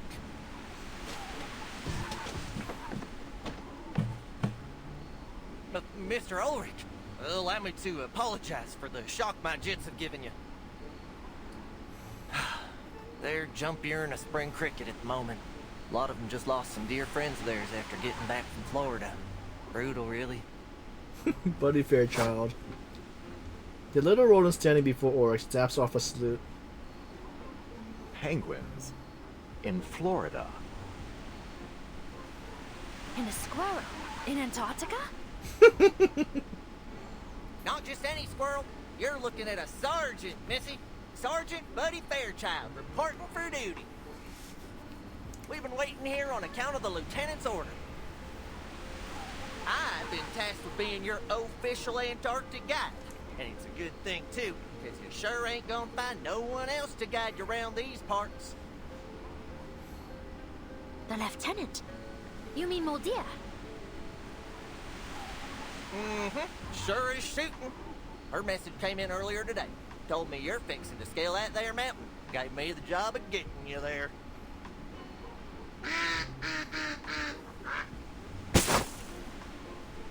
In unison, the entire Penguin squad delivers a textbook Xeno salute. Moldia! I could kiss you! So, Sergeant Fairchild, you and these troops are under Moldir's command. Orc struggles to process the surreal scenario. Let's skip the pleasantries, shall we? The lieutenant's orders were as clear as the day is long. If you really want to help your friends and save the world, then we better get your behinds up that mountain quicker than a cat on a hot tin roof and get that record playing. Now let's get moving before the Manus get their ritual going. Save the world? I had no idea she thought so highly of us. Buddy Fairchild clasps his hands behind his back, tapping the ground with his feet.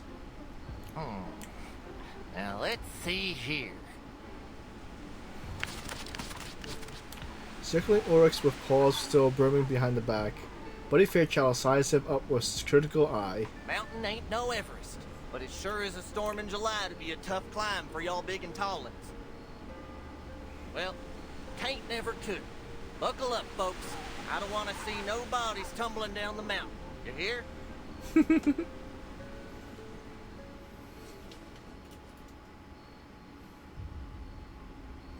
The path is steep and treacherous. Tread carefully. Press and hold anywhere on the screen. As you hold, a white circle appears and gradually expands. Release the white circle entering the green zone to jump onto the next platform. The wounded are cold and strong, so time your jump carefully.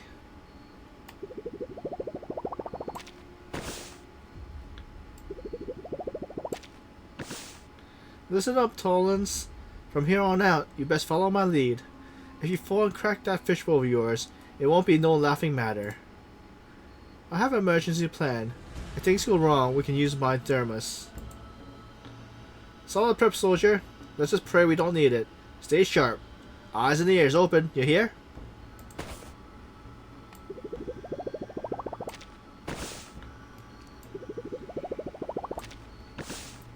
Excellent, now I have 3 pinwheel guards. I'll be sure to ask their names to include them in the acknowledgement section.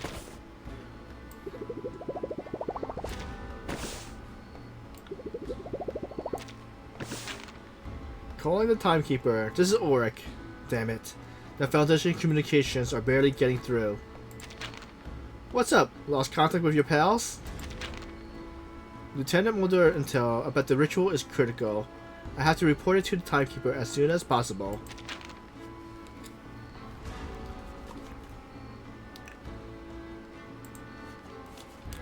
But the blizzard's too heavy, and the mountain's too tall. We need to find a location suitable for our shortwave radio. No sweat, partner. We'll just leave it to me.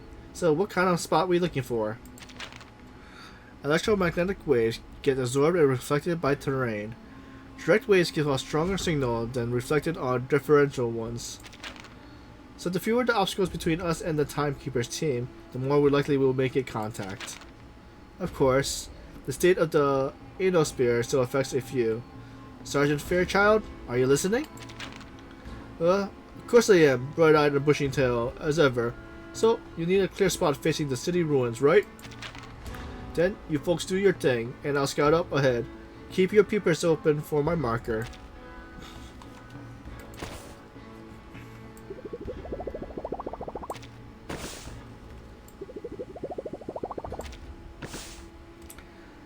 Ah, I see his trail, just ahead. Let's hope the squirrel is reliable.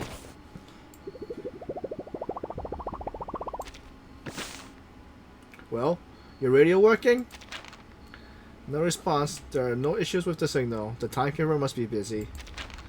Don't you worry. We all clear ahead. You can holler for your pals anytime you like. I'll admit that you got a knack for science.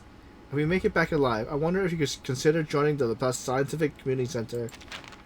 I'm certain my colleagues would have no issues in accommodating another unusual arcanist. Shucks, I'm flattered. I'll be keen for a visit, but I'm afraid I've already sworn my loyalty to Lieutenant Mulder. Gonna scout on ahead now. Save your lecture for later. Keep moving and try not to let your brain freeze through.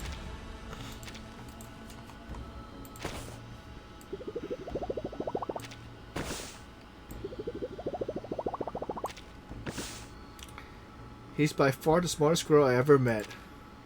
I should talk to him about the record later. He may have some unique insight on the matter.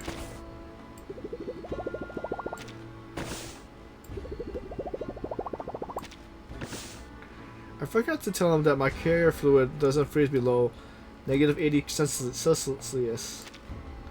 But considering the potential for metal to turn brittle at extreme temperature, I'll better move fast.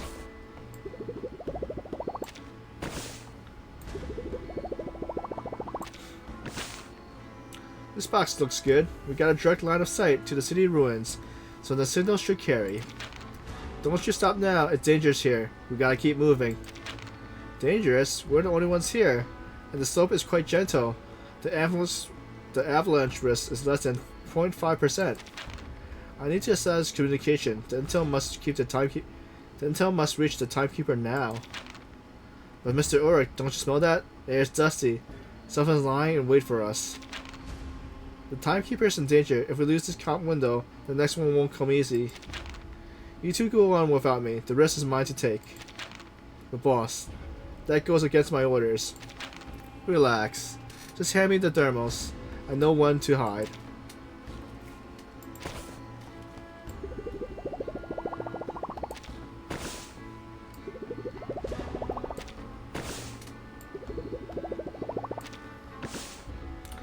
Starting transmission to the timekeeper. Let's hope nothing goes wrong. Ah, flux.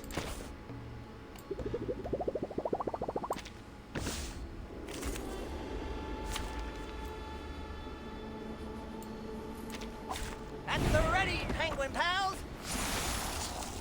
Let's see how these guys fight.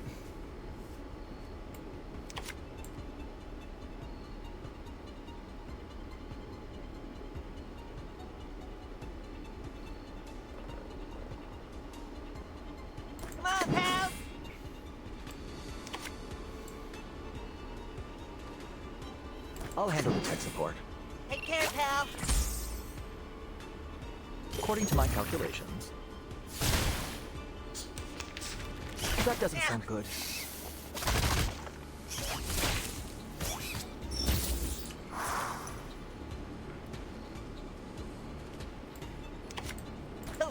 Let's make a scene. All right, time to crack some codes. Boom! An accurate reading.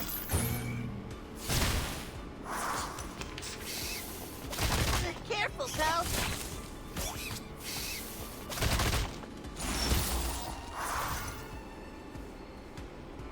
I'll handle the tech support. Come on, pal. The perfect solution. Get a taste of this.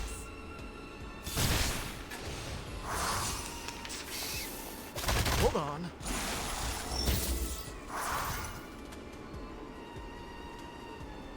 All right, time to crack some codes. Let's make a scene. An accurate reading. We're the best of buds.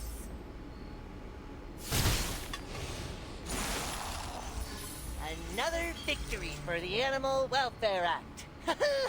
Not one penguin was harmed in the fighting of this battle. I think an ad should be starting soon.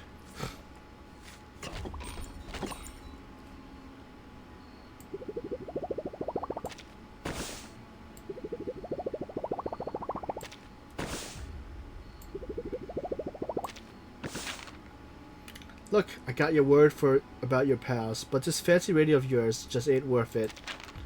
The equipment isn't my concern, see? I have backup units. All it takes is a little paperwork at the headquarters. Now wait a damn minute. What if you fall off next time? Fine, fine. Since you got the patience for all them foundation forms, we'll take it low and slow. Just follow your guide. We'll make it work. But every step we take this way takes us further from the timekeeper. Compared to Mantis Vindictus, we're moving at a snail's pace. Never thought I wish penguins could fly. Funny you mention it. Back in Florida, these fellows did take a couple flying lessons with the Torpedo. Of course, furthest they ever got was the other side of the creek. Haha. Now, go on and tell me some more about those shortwaves and bouncy signals. Your guide find just a spot for you. Double time now. I don't want to see no more nasty surprises.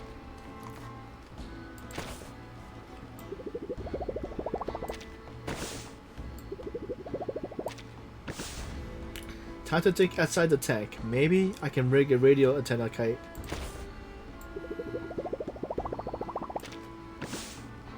Forget it. Nothing will work in Force 8 Antarctic gales.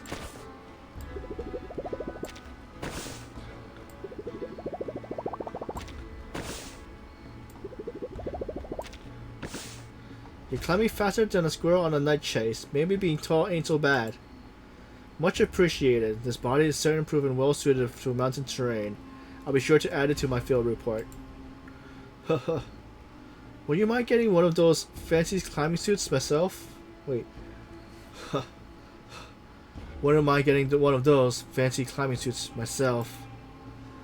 While your boss is fiddling with the equipment, how about you and I take a little break, huh? I got plenty of frozen fishes. Buzz, buzz. Hello, Mr. Ulrich? This is Vertin. Go ahead. We got signal. A brand new home and a whole new world to discover. Oh, so we got a free. What took the Foundation so dang long to introduce me to you? Don't tell me they really believe that hooey in the papers. What'd it say again? Miami animal jailbreak perpetrated by a squirrel? So I don't know. We got a free character. Well, man. Besides, well, we got Ulrich, so now we got Buddy Fairchild. So that's pretty nice for this update.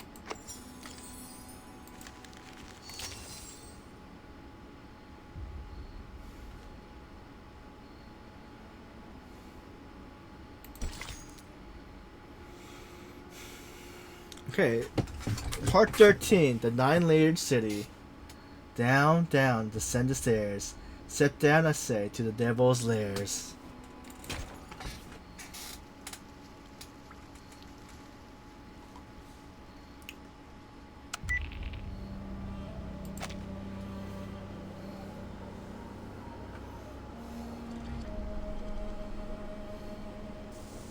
I see. Thank you, Mr. Ulrich. This is exactly the information we needed. If everything's gone to plan, the Foundation spy should already be in Antarctica. But they haven't made contact with us yet. It seems we won't be getting any more intel on the ritual from them anytime soon.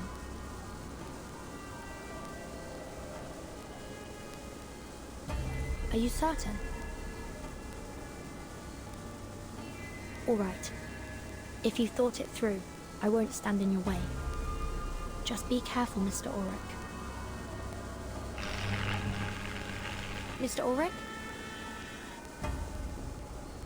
Ulrich's spell dissolves in the static noise.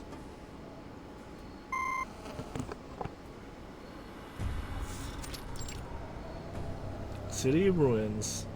Signal's gone. I can't tell if it's an issue on his end or ours. Still, we got what we needed. The ritual will take place in a sanctuary, hidden in the volcano at the edge of the city ruins. As one, the group turns towards the towering mountains at the edge of the ruins. That means we'll need to cross the city to get there. Perhaps it's best to report back to the Foundation and wait for reinforcements before going deeper.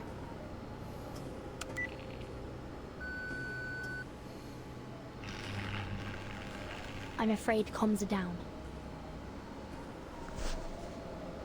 Could be another trick by Manus Vindicte. like the unnatural day-night cycle here. Timekeeper, maybe we should fall back. Get out of here, fix the communicator, and call for support. That would be the safest choice. But according to Mr. Ulrich, the Foundation is tied up on the front lines. I doubt they'd be able to come to our aid in time. Besides, with every passing minute, we fall that much further behind Dr. Torres. I suggest we stay here and search the area. Perhaps we'll find something to point us in the right direction. So now let's scan the surroundings. Well, there are no immediate signs of danger. It should be safe to look around. Sonetta wandering gaze finally settles on the human explorer. But before we proceed, should we escort Miss Amundsen back to the research station? There's a high probability that we'll come into conflict with the Manus now that we're so close. She'd be safer there. Go back? After all this? Crouched on the ground sketching, Nautica's head jerks up. These ruins, they're the only thing that has kept me going. Her finger tightens around the map as she whispered protest slips out, filled with both hope and defiance. No, I can't turn back now. I can't.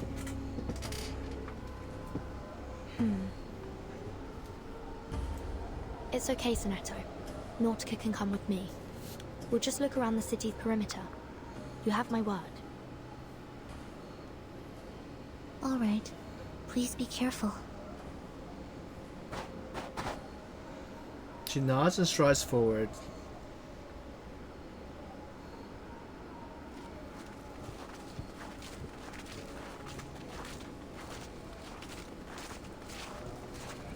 The snow compacted by wind and time into a thick blanket, forming a welcoming path underfoot. Nautica takes a deep breath and leaps as gingerly as a hare. The white ground on this ruin seems to radiate with her Then impact. I can take some samples, right? Maybe even dig a little?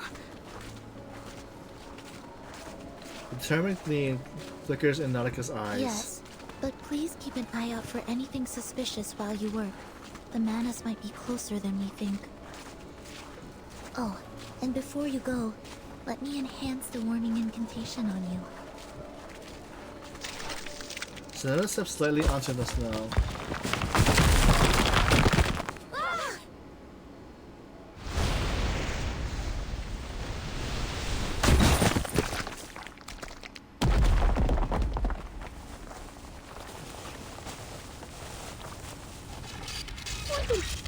Did we fall into a trap? Is everyone all right? My arm. Timekeeper, are you injured? I'm fine. Don't worry. The ground was probably already caved in. We must have stepped on the thin layer of ice left behind. This happened back home once. The group crashes through the snow trap, landing on a soft, semi-fluid surface.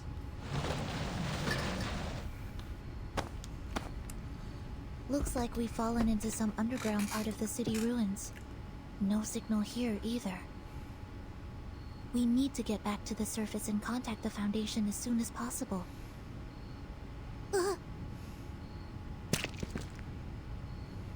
She tries to stand but slips, barely keeping her face from slamming into the ice. This is... Black algae! Careful. It's slippery, remember? You need to walk around it. I've been meaning to ask. What is black algae exactly? Ose, my team's arcanobiologist, was the first to notice it. It looks like algae, but it's actually a hybrid of an ancient fungus, and I think some kind of fibrous plant. Luckily for me, she found that they were edible. This is what I ate after I ran out of food at the station. Nautica climbs a few steps and peers deeper into the ruins. so much of it here. Look at the pattern. It looks like they've grown all the way from the foot of the volcano. She dusts off her hands and hops down from the steps. This algae grows very fast and very violently. I saw one grow by a few dozen meters overnight. It's no wonder they can crack open ice and make those earthquakes happen. Perhaps it's a new type of arcane material. I imagine there'd be quite a debate over its classification. Alright, let's just watch where we step. Nautica, do you have any idea where we are? Nautica produces a familiar crumpled sheet of waterproof synthetic paper from her pocket. Oh, I think I do. I listened in on your conversation over the comm and filled in a few gaps on my map based on what your colleague said. Let's see. The ritual sanctuary is here, at the far end of the city, inside the dormant volcano. Manus Vindictae will surely have that area heavily guarded. And outside the sanctuary entrance, there's this. A kind of circular clearing. Probably one of their daily ritual sites. And this is where we are, at the outskirts of the ruins. Just look at it. This ancient city, from here all the way up to the foot of the volcano. It's incredible. Just imagine all the secrets and answers hidden away within these walls. If we're going to find out anything about Manus Vindictae's ritual, the answers will be in this city. Stay close, everyone. Let's head back to the exit of the labyrinth first. Before the word or even spoken, Nautica has already begun to bound forward. Vertin! Vertin! Come look at this!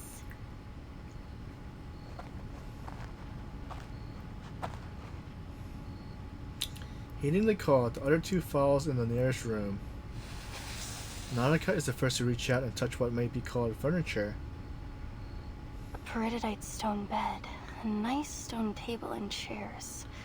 Someone used to live here. Oh, it's so stark, even for life in Antarctica.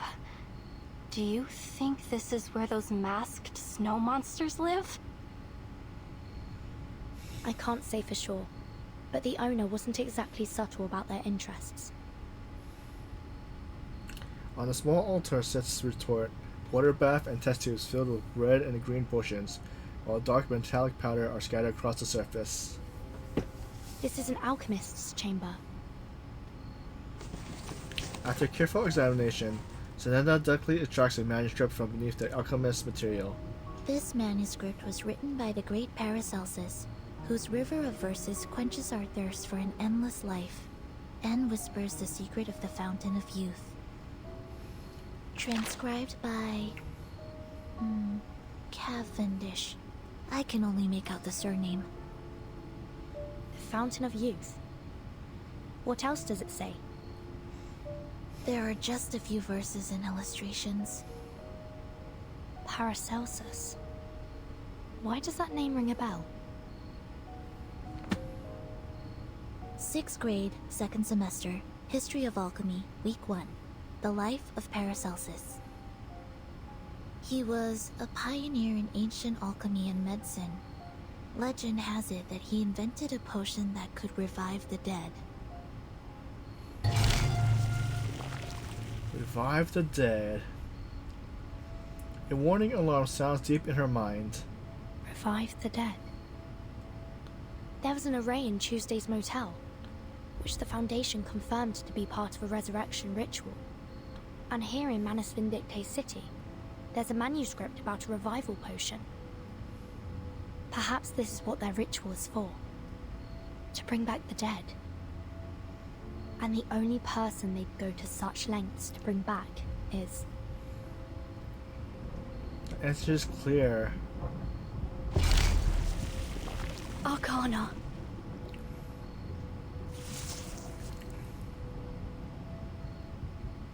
But what's Dr. Doris's part in all this? That's still unclear. But if Manus Vindictae needs her to complete their ritual, we're on borrowed time.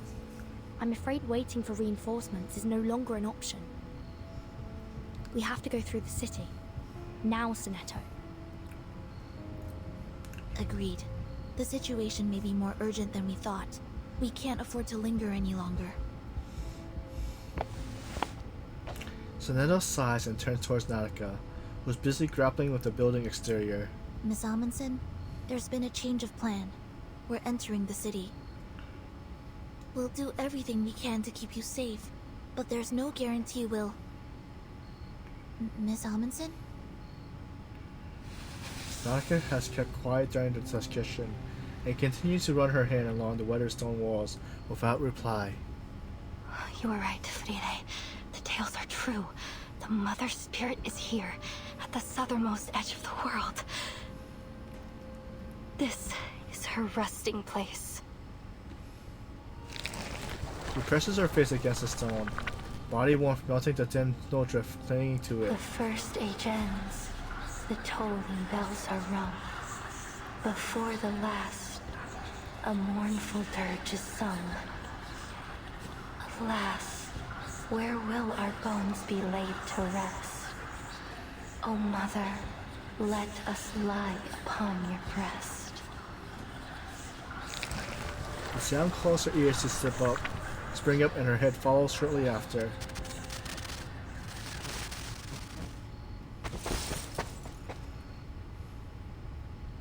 Burton, here, this place. Oh, this is the place I've been searching for. Huh?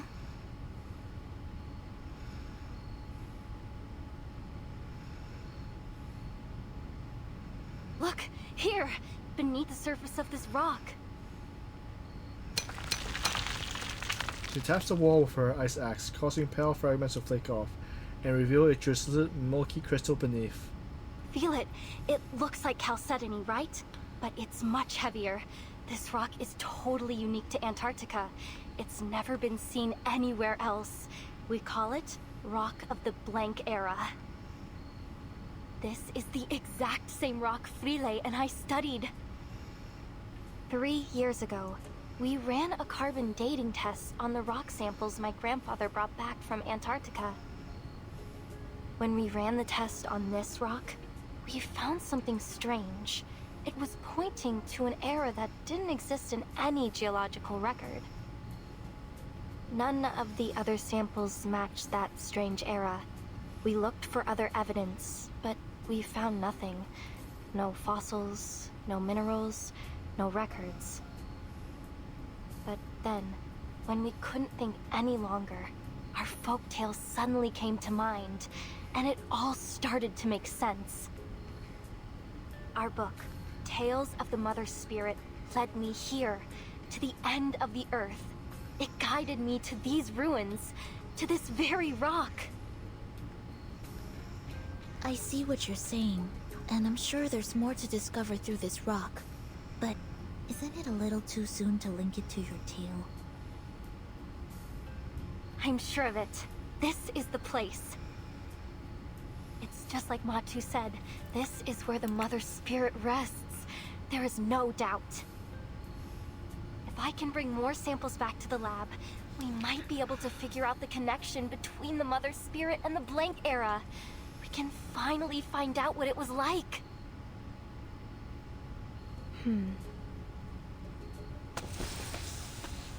Lost in thought, Nautica continues to trace out the wall of the room, searching for the weakest point to attract an intact crystal.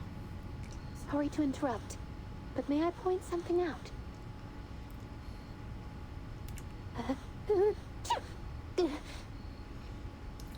It's getting very cold in here. I can feel my resistance starting to drop. Burton! A soft exclamation from Nautica's draws the others out. Monster!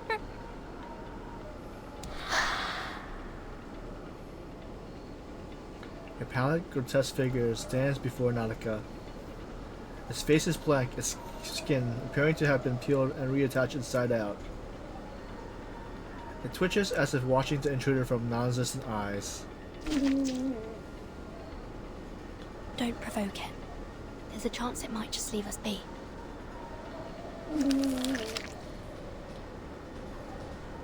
Distant playful bark echoes back through the wall, drawing a stark contrast to the scene. With a whimper, the humanoid creature lurks towards the group.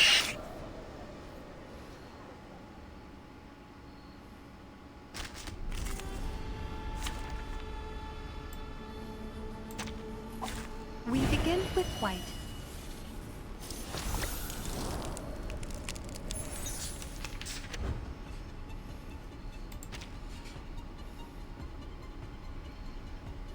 Target square confirmed.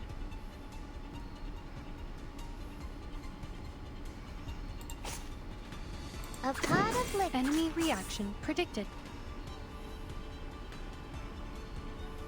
Target square confirmed. Give them a warm welcome.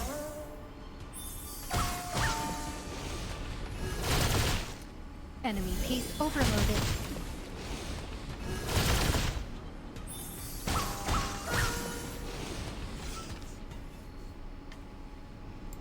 The ground. It's opening up. Watch your step. Che la morte ti dia la pace che cercavi. Requiem.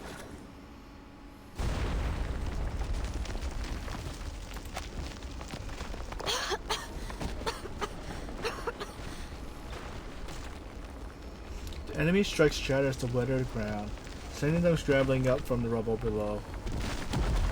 Timekeeper, are you alright? Alive and well. And you? Where's Nautica? They call out her name, but it goes unanswered. She didn't fall through with us. She's still up there, alone. I don't hear any movement above us. Perhaps she's found a place to hide. Miss Radio, could you get her on the comm? I'm trying. A delicate moth brushes past her ear. That girl with you. Huh?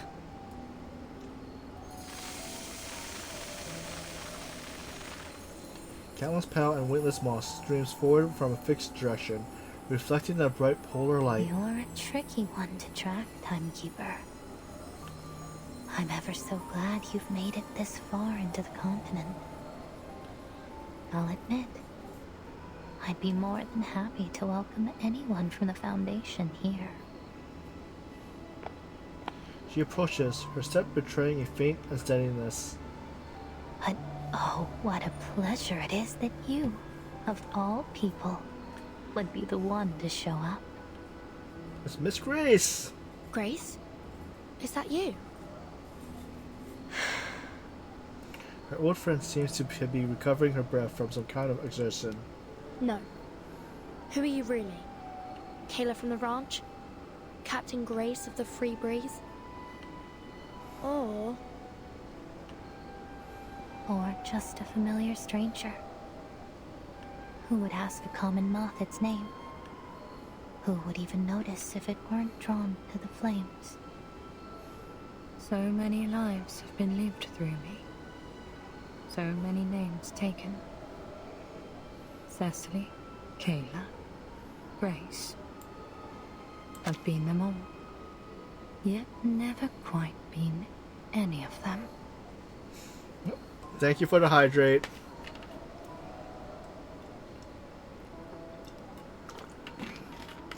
Thanks for the stretch.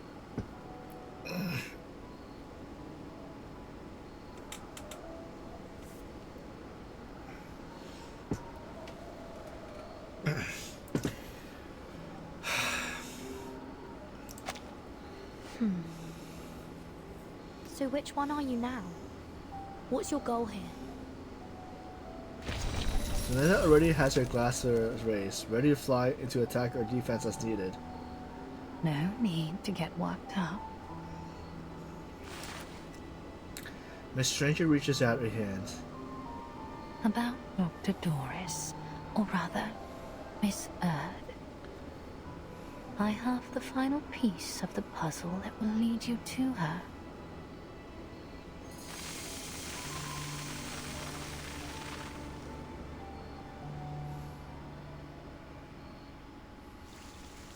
To be continued.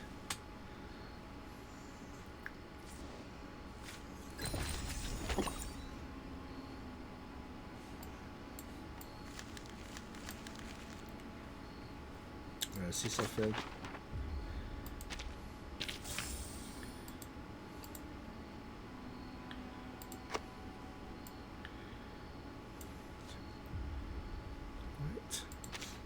Alright, we're gonna stop the story for now and then we'll try some of the Critter Crash. I know a lot of stuff changes. We did have the stickers. So we're gonna take a break from the story and try some of Critter Crash.